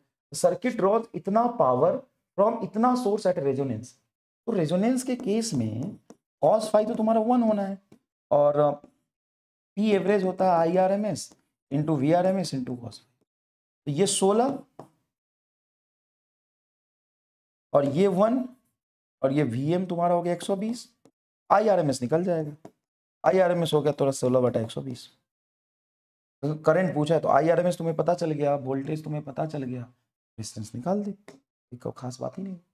और sinusoidal voltage peak value 250, peak value 250 apply to the series LCR circuit in which R is 8 ohm, L is 24 millihenry, C is 60 microfarad. The value of the power dissipated at resonance condition is x kilowatt. Then value of x to the nearest integer, मतलब कुछ fraction में आएगा लेकिन हमें nearest integer में देना है. एक बात सुनना, value of power dissipated at resonance condition. Resonance condition में cos फाई तेरा 1 हो जाता है, मतलब R ही Z के बराबर, और P एवरेज जो होगा I R M S V R M S into cos phi लिखते हैं हम. वी आर एम एस को हम लिख सकते हैं या आई आर एम एस को लिख सकते हैं V R M S by Z. ये होगा वी आर एम एस का whole square by Z. I R M S को लिख सकते हैं V R M S by Z. तो वी आर एम एस का whole square by Z into cos phi. ये होगा एवरेज पावर. अब बोलो वी आर एम एस कितना है? 250. 250 का होल स्क्वायर 250 नहीं, पीक है 250. 250 बटा 250 बाई 2, 250 बाई रूट 2 का होल स्क्वायर, तो 250 by 2. E R M S हो जाएगा 250 बाई रूट 2 और वी आर एम एस का स्क्वायर है तो 250 इंटू 250 बटा रूट 2 का स्क्वायर 2, और जेड ही आर के बराबर है तो आर तुम्हारा 8 है तो ये 8 हो जाएगा. बस अब इसको थोड़ा सा डिवाइड करके सॉल्व कर लो. नेक्स्ट, एसी जनरेटर क्या करता है? Transformer resonance phenomena, sharpness of the resonance, quality factor define करता है. होमवर्क है तुम्हारा स्लाइड 48. नेक्स्ट देखिए, rectifier, stabiliser, transformer, filter. Homework है. फिल्टर क्या करता है पता है तुम्हें? रेक्टिफायर क्या करता है? रेक्टिफायर डीसी को एसी में कन्वर्ट करता है, याद है? Used either to stepping up stepping down. ये तो ट्रांसफार्मर का काम है. सी का फर्स्ट आएगा, देख. सी का ये नहीं, इन दोनों में से कोई आंसर होगा. देख, दो ही से मत पता चल गया. स्टेबलाइजर क्या करता है? वोल्टेज स्टेबल करता है. Use to convert AC volt ना, ये है रेक्टिफायर है. Use to convert AC to DC. हाँ, एसी को डीसी में कन्वर्ट करता है रेक्टिफायर. ए का दूसरा आएगा, ये आंसर है तेरा. अब क्या ही बात करूं मैं, छोड़ना. तुम्हें आंसर से मतलब है कि नहीं है? बता, आंसर से मतलब है कि नहीं है? अब तुम्हारा है ट्रांसफार्मर बेटा याद रखना, स्टेप अप और स्टेप डाउन के काम आता है. स्टेप अप और स्टेप डाउन के काम. ट्रांसफार्मर क्या करता है? स्टेप अप और स्टेप डाउन के काम आता है. ठीक है, स्टेप अप और स्टेप डाउन के काम. ये म्यूचुअल इंडक्टेंस पे बेस्ड है. म्यूचुअल इंडक्टेंस पे बेस्ड है. दो तरह के ट्रांसफार्मर होते हैं. एक होता है स्टेप अप और दूसरा होता है स्टेप डाउन.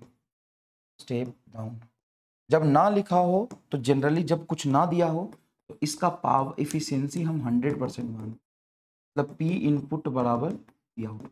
और अगर वो इफिशियंसी नहीं दिया हुआ तो लेंगे 100%. नहीं दिया हुआ तो हम 100% इफिशियंसी लेंगे, इनपुट पावर बराबर आउटपुट. लेकिन अगर वो इफिशियंसी दिया हुआ है 90%, 30%, 40%, तो इफिशियंसी होता है P आउटपुट बाई P, वो जो दिया होगा हमने.